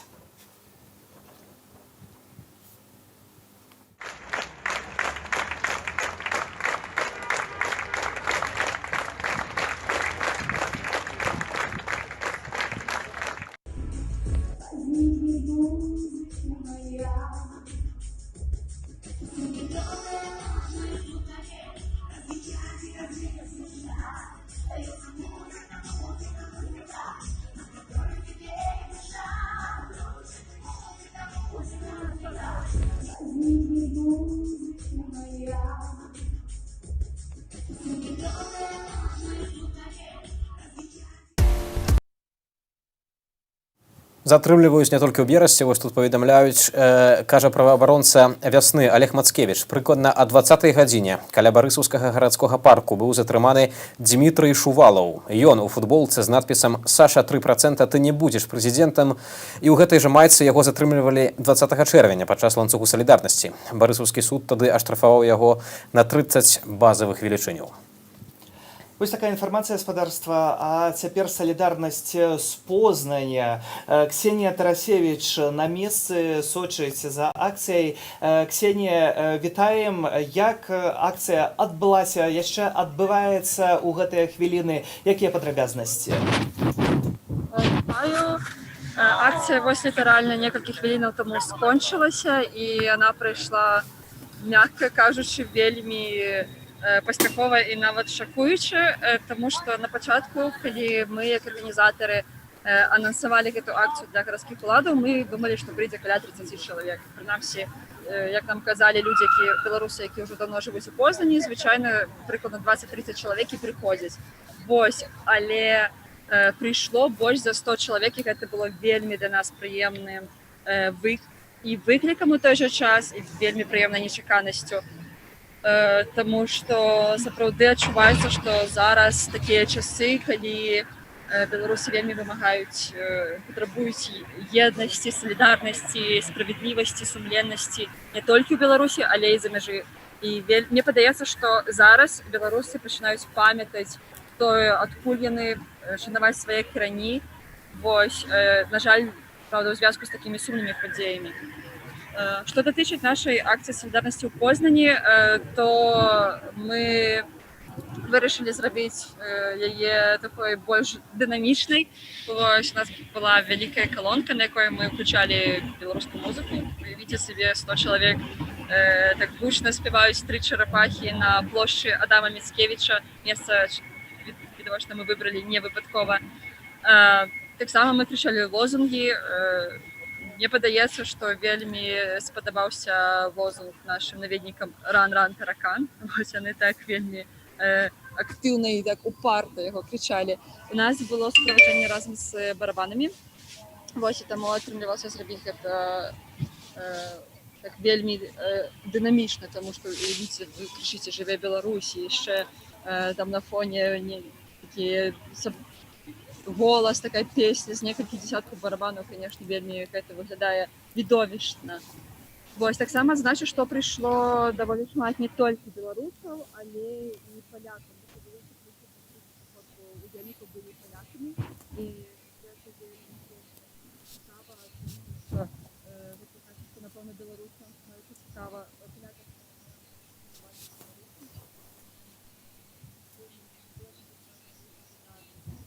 І я вельмі цешана, што...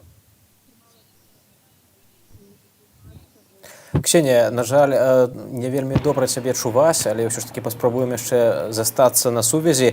Ты кажаш, што выбрала незвычайнае месца ля помніку, выбралі беларусы ў Познані ля помніку Адаму Міцкевічу, нашаму земляку. Таксама цікава, якая была рэакцыя на вашу акцыю мясцовай паліцыі? Рэакцыя была даволі спакойная, таму што мы, в прынцыпе, не рабілі нічога супрацьзаконнага па польскіх законах, і таму мы хацелі правесці ўвогуле акцыю минулую суботу, 27 чэрвеня. Вось, але, на жаль, нам забаранілі, тому што ў Польшчы 28 чэрвеня праходзілі выбары. Вось, і паліцыя сказала, што мы мусім захоўваць так званы перыяд выбарчай цішыні. Вось, а сёлета яны проста, сёння на некалькі разоў проста нам нагадалі: калі ласка, не насіце маскі, захоўвайце адлегласць паміж сабою 2 метры. Зараз такі абавязак у Польшчы. Вось, і все было добра, все было спакойна, а ніякіх затрыманняў, як гэта бывае ў Беларусі. Ну вось бачым, абсалютна цывілізаваная. Вельмі хацелася б, каб хутчэй ужо ў нашай краіне, каб беларусы маглі выходзіць спакойна на вуліцы не толькі ў замежжы і не баяцца, што будуць затрыманыя, але таксама і на сваёй роднай зямлі. І каб міліцыя, як і паліцыя польская, памятала пра тое, што яна існуе на падаткі і перадусім дзеля таго, каб затрымліваць толькі тых, хто сапраўды парушае заканадаўства, а не выдумляць нейкія падставы фармальныя дзеля таго, каб людзей затрымліваць. Ёсць яшчэ адна навіна, якая датычыць міжнароднай салідарнасці. Праваабарончая арганізацыя, вельмі вядомая Amnesty International, запусціла акцыю тэрміновай дапамогі па вызваленні вязня сумлення сустаршыні партыі беларускай хрысціянскай дэмакратыя Паўла Северынца, які адбывае адміністрацыйны арышт, пачынаючы з 7 чэрвеня. І паводле прысуджаных яму выракаў ён на волю мае выйсці ледзьве не ў верасні. І Amnesty International звяртае ўвагу, што трэба неадкладна спыніць эскалацыю нападаў на правы чалавека ў Беларусі, усіх вызваліць, а таксама, пра што таксама не варта забываць, прыцягнуць да адказнасці ўсіх вінаватых у парушэнні правоў чалавека. Але таксама самы галоўны вінаваты, які ездзіць па сталіцы, перакрываюць дзеля гэтага ўсе вуліцы, плошчы, ніхто не можа падыходзіць да вокнаў, бо сочаць на дахах снайперы, як на партале Нехты можна гэта назіраць на фотаздымках.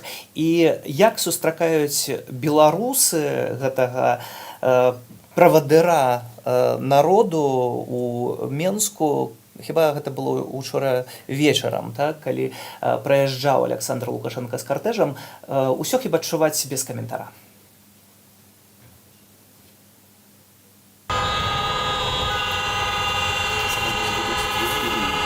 Вот так выглядит принудительное положение власти.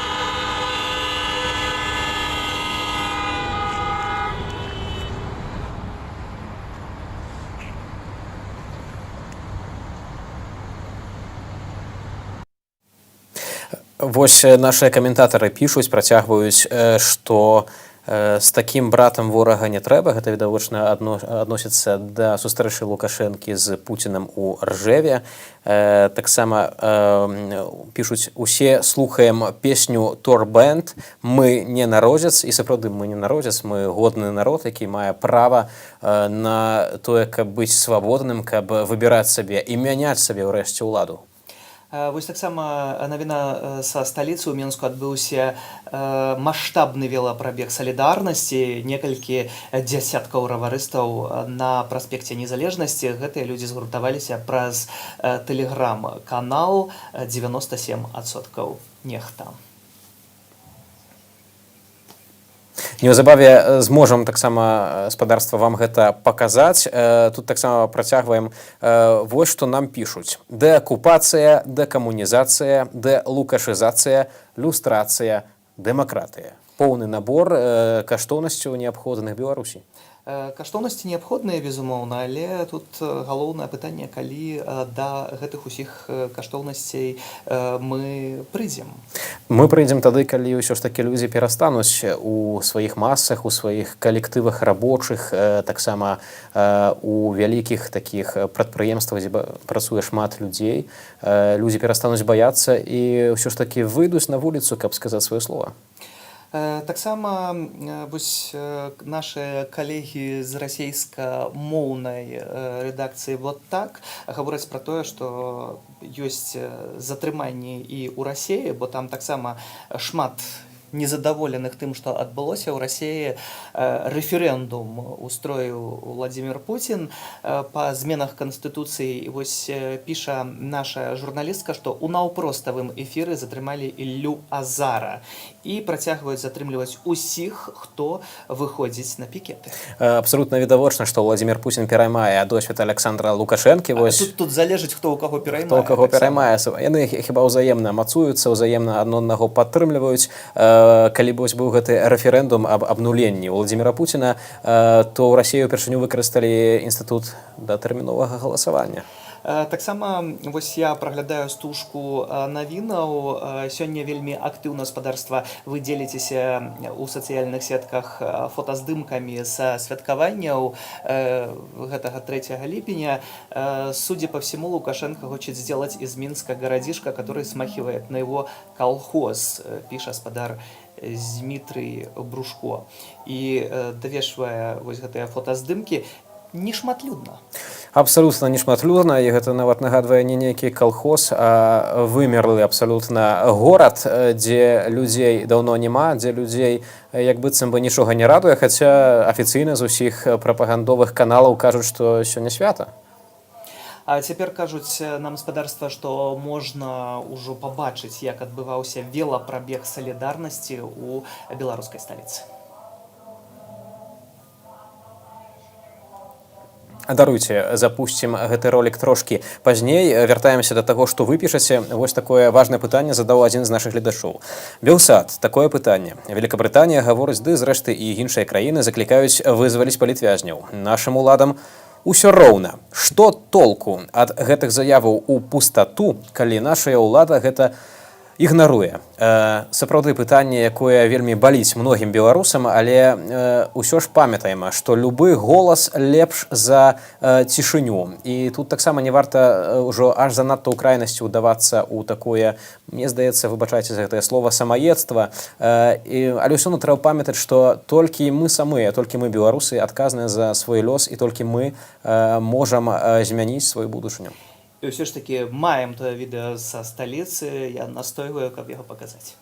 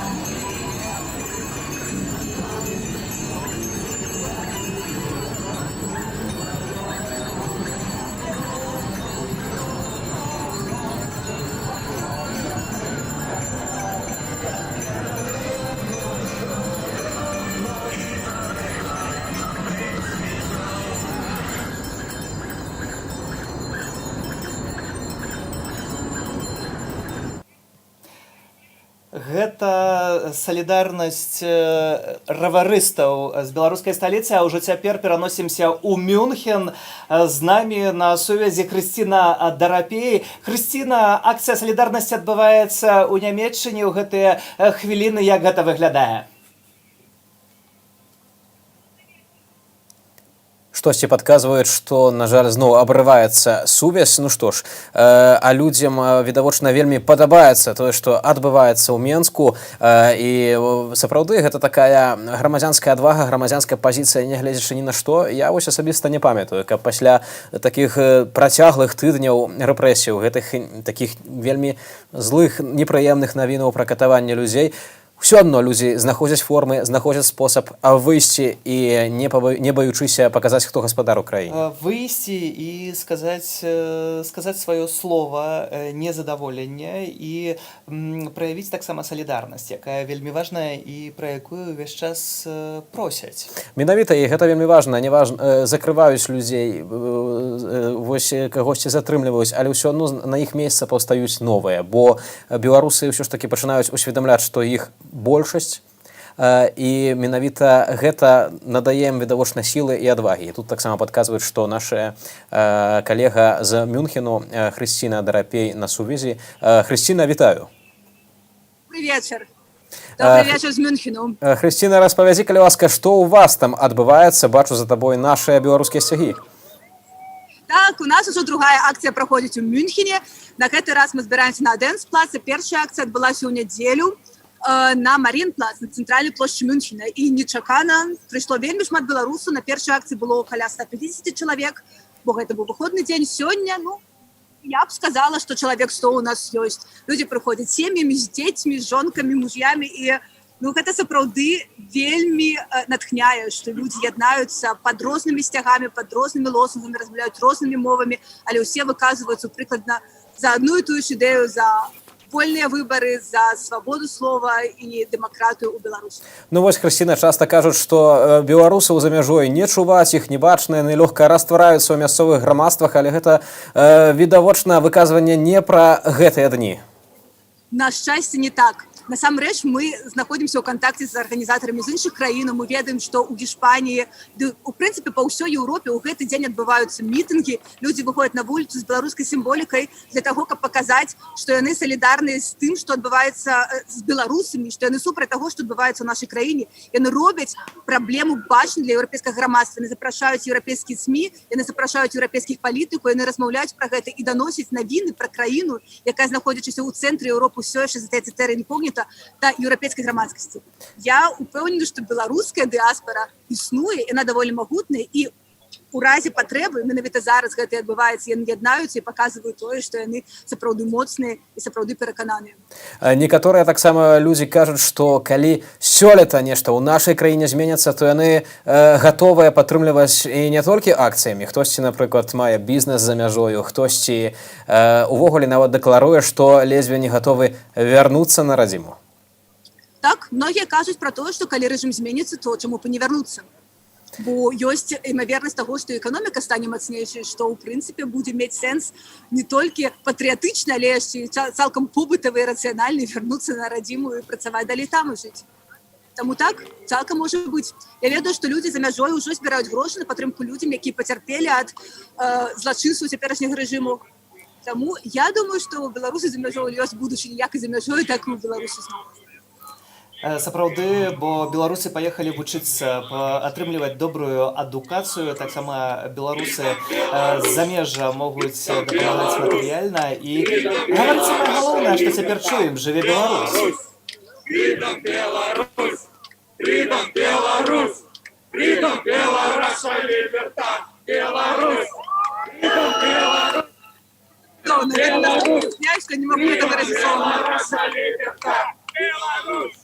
Freedom Беларусь! Freedom Беларусь! Хрысціна Дарапей з Мюнхена і акцыя салідарнасці з усімі намі, беларусамі, бо усе мы разам, дзе б мы не былі, усе мы беларусы. Адзін народ па-над межамі. Але, на жаль, вось пазітыўная навіна з Мюнхену, а ў Беларусі працягваецца ціск на людзей. Вось нам тут пішуць: жорсткае затрыманне ў Берасці. Супрацоўнікі АМАПу забралі мужчыну, які, падобна, вырашыў проста прагуляцца ў цэнтры са сваёй сям'ёй. Жонка спрабавала яго ратаваць, але сілы, зразумела, няроўныя. Не спыніла амапаўцаў і тое, што з бацькамі была малая дзяўчынка, дачушка. Вось такая інфармацыя да нас даходзіць. І ўсё гэта, мне падаецца, яшчэ больш толькі злуе нашых грамадзянаў. Таксама тое, што я чакаю перадусім з замежжа, то гэта тое, што, скажем, мы атрымаем блакаду са швейцарскіх банкаў, тых рахункаў, якія там, інфармацыя фэйкавая, не фэйкавая, але ўсё ж такі з'яўляецца досыць актыўна пра тое, што ёсць такія рахункі, прынамсі, у старэйшага сына Александра Лукашэнкі, нават ён пра гэта сам выказаўся. Але тут вельмі важна, што гэтага не адбудзецца без моцнага палітычнага рашэння, бо ведаем пра банкаўскую таямніцу, пра тое, што банкі даражаць сваёй рэпутацыяй, а на палітычнае рашэнне акурат могуць паўплываць і ў тым ліку прадстаўнікі беларускай дыяспары ў розных краінах. І таксама рэакцыя павінна быць вось на тое затрыманне, якое адбылося ў Берасці, пра якое мы ўжо ўзгадвалі і якое гатовае паказаць.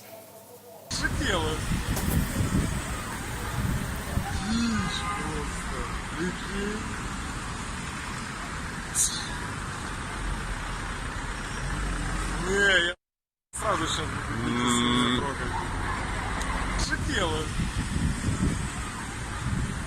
Тише просто. Прикинь.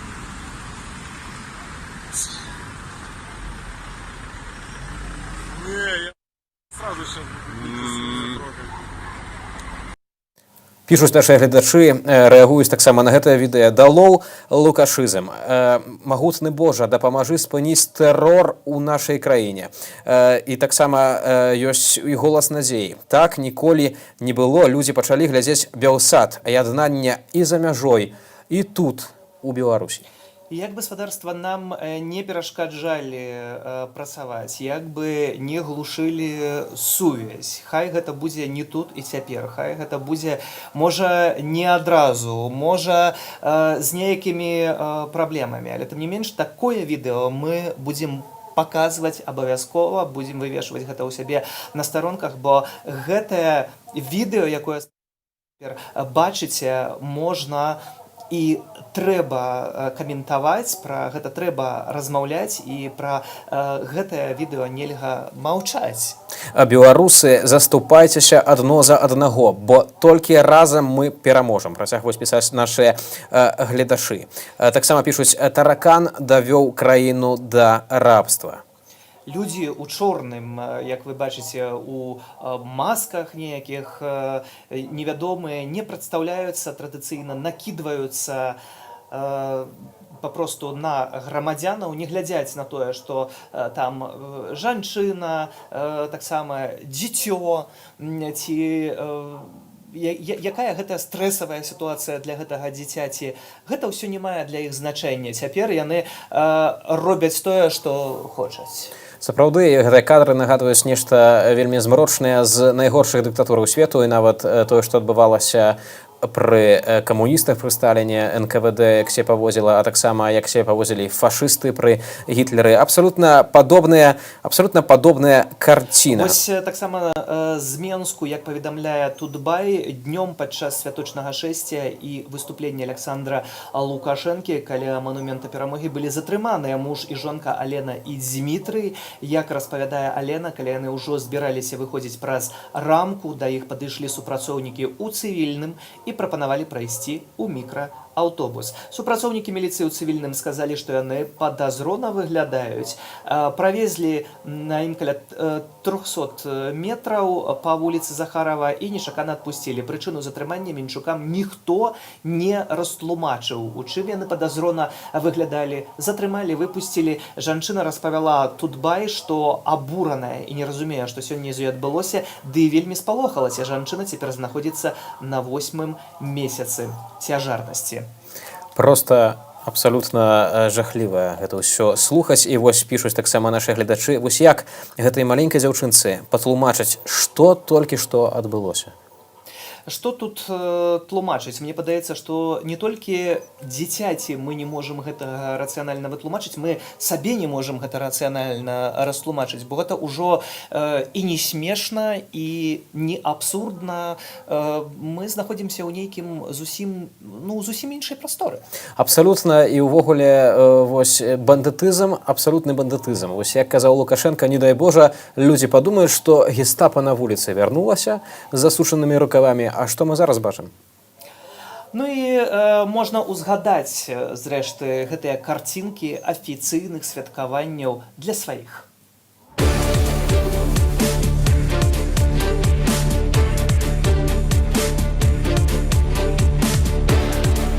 9 августа вы должны, как в народе говорят, взять голову в руки, подумать и решить вопрос. Лукашенко приходит и уходит. Будут другие, а жизнь на этом клочке земли должна продолжаться.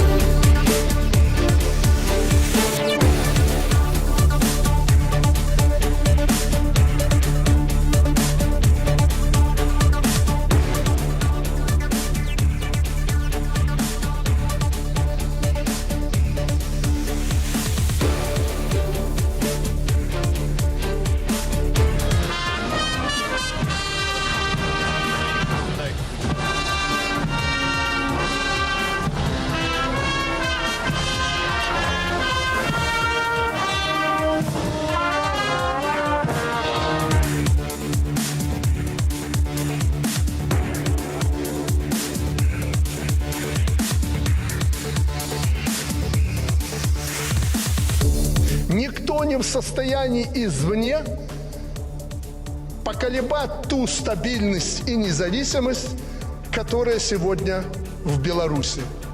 Только мы можем вершить судьбы своего народа на этой земле. Все зависит только от нас.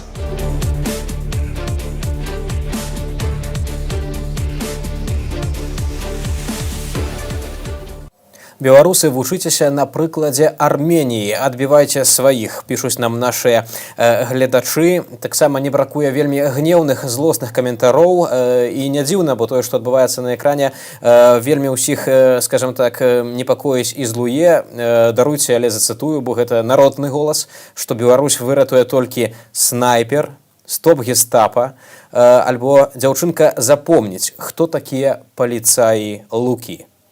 Калі не ведалі і не бачылі ў кіно, то убачылі гэта у беларускай рэчаіснасці. На жаль, так гэта выглядае. Чалавек выходзіць святкаваць, але святкаваць, як аказваецца, можа толькі Коля Лукашенко, можа Александр Лукашенко, і таксама прыбліжаны да гэтага атачэння цяжарную жанчыну альбо людзей з дзецьмі можна таксама затрымліваць вельмі гвалтоўна, як бачна. І вось тут варта яшчэ раз зацытаваць нашых гледачоў. Вось што піша: «Міліцыя, адумайцеся. Усё, што вы робіце, застанецца ў выглядзе доказаў, якія потым прад'явяць». І сапраўды, ведаеце, палітычная сітуацыя, як бы не здавалася на дадзены момант, што ўсё, як то кажуць, рэжым моцны, як казаў Макей, але палітычная сітуацыя мяняецца. І Лукашенко не вечны, і не ў адной Беларусі была дыктатура, былі дыктатуры ў іншых краінах, напрыклад, у той же самай суседняй Польшчы.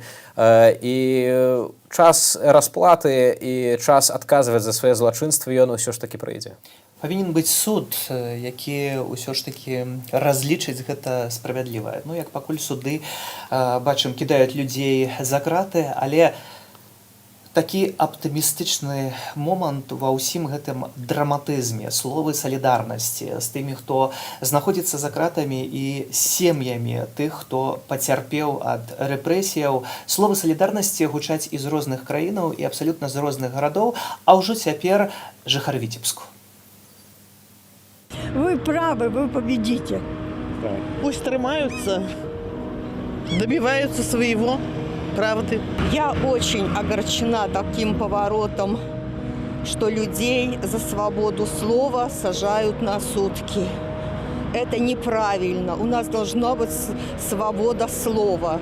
Пускай держатся за свои убеждения, за свои какие-то за наши, наверное, убеждения, за все наши убеждения, они получаются одни, поддерживают нас всех. Мне очень стыдно, что я живу в одной стране с теми, кто просто посадил. Я как бы не поддерживаю акции протеста, какие бы они ни были. Мирно надо жить. Я ничего не могу сказать. Я не знаю этих людей, я не могу ничего о них сказать. Если пикет дозволен, а лучше не пикетировать, а лучше всего пускай идет и работает. Один пикет. Вот, правильно. Мирное небо, счастье, удачи, любви, благополучия. Я хочу сказать, чтобы все они вышли на улицу, это во-первых. Во-вторых, чтобы все их проблемы разрешились, потому что, фактически они незаконно там находятся. И их политические мнения, которые они мирно высказывали, привели к тому, что они отбывают наказание. Свои акции протеста нужно проводить в кабинках для голосования. Спасибо.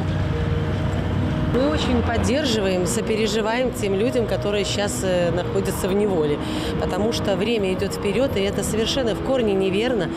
Но есть какие-то другие возможности разрешения всех ситуаций, но не таких крайних мер, чтобы людей куда-то прятать. Это, конечно, не есть хорошо. Это не демократично. Крепиться, не падать духом, самое главное, и верить, что все лучше вперед. Усе разам з лукаморам абавязкова адкажуць за свае дзеянні. Даруйце, можа, за такія словы, але гэта цытаты нашых гледачоў. Таксама вось яшчэ адзін каментатар піша, што мы ідзем па сцэнары Чаўшэску. Нагадаю, што Нікалай Чаўшэску гэта быў дыктатар у сацыялістычнай Румыніі, які так доўга кіраваў, што ажно забыўся, адарваўся ад рэальнасці. І проста у адзін момант, калі ён выйшаў да людзей, якія нібыта мелі яго падтрымліваць, гэты мітынг за ўладу пераўтварыўся ў мітынг супраць улады, і гэтага дыктатара вельмі хутка цягам аднаго дня расстралялі. Таксама наши гледачы, вы, спадарства, пішыце такі каментар пад Белсат ТВ. 17 гадоў не хапіла, так быў бы 37 год, ГУЛАГ і лагеры Солженіцын усё гэта ўжо апісаў, гэта ўжо ўсё было. Таксама даходзіць да нас інфармацыя, спадарства, пра тое, што на метро Каменная Горка у сталіцы збіраюцца людзі на пратэст. Хіба не толькі там, але пытанне, адкуль мы маем інфармацыю, адкуль не, але вось метро Каменная Горка у гэтыя хвіліны збіраюцца людзі. Ёсць таксама дастаткова шмат паведамленняў у інтэрнэце, у тэлеграм-каналах пра флэшмоб, які арганізоўваецца апошнімі днямі о 19-й гадзіне, калі людзі адкрываюць на 2 хвіліны вокны, вывешваюць себе чорна-белыя сцягі, альбо проста стукаюць у рондалі, альбо крычаць «Жыве Беларусь, стоп таракан». Так, гэта таксама гэта такая акцыя, да якой увесь час заклікаюць, да якой варта далучацца, вось, і каб паказаць свой хоць неякі супраціў, абсалютна мірны, безумоўна, у гэтай сітуацыі. Людзі, вы, спадарства, рэагуеце на тое, што адбывалася ў верасці, вось гэтыя жахлівыя кадры жорсткага затрымання, пішыце, што гэта фашысты і паліцаі, пытаецеся, што гэта колькі гэта будзе працягвацца, што гэта пазорныя ваўкі, якія робяць усё гэта. Вось яшчэ адна каментатарка піша, што спецыяльна правакуюць людзей, але пакаранне за бязмежжа будзе. І сапраўды, калі мы глядзім гэтыя ўсе жахлівыя сцэны, здаецца, што ўжо адмыслова гнуць гэтую палку, каб вельмі моцна потым іх самых гэтых усіх злачынцаў ударыла. Шаноўнае спадарства, дзякую вам за ўвагу. Для вас працаваў Сергей Пацасонны. Вітаут Сіўчык і спадарства, мы дзякуем, што вы былі з намі. Абавязкова зазірайце на нашу інтэрнэт-старонку belsat.eu. Сачыце за намі ў сваіх прыкладаннях, сачыце ў інстаграме, сачыце на YouTube-каналах абавязкова, бо ўсё самае асноўнае, што варта ведаць, незалежная інфармацыя, мы абавязкова гэта паказваем. Напрыканцы яшчэ рондлі лыжкі і сцяг з вакна да хатняга флэшмобу далучаюцца многія, і таксама гучыць музыка пераменаў альбо воіны света. Калі ласка, Менск, усяго найлепшага.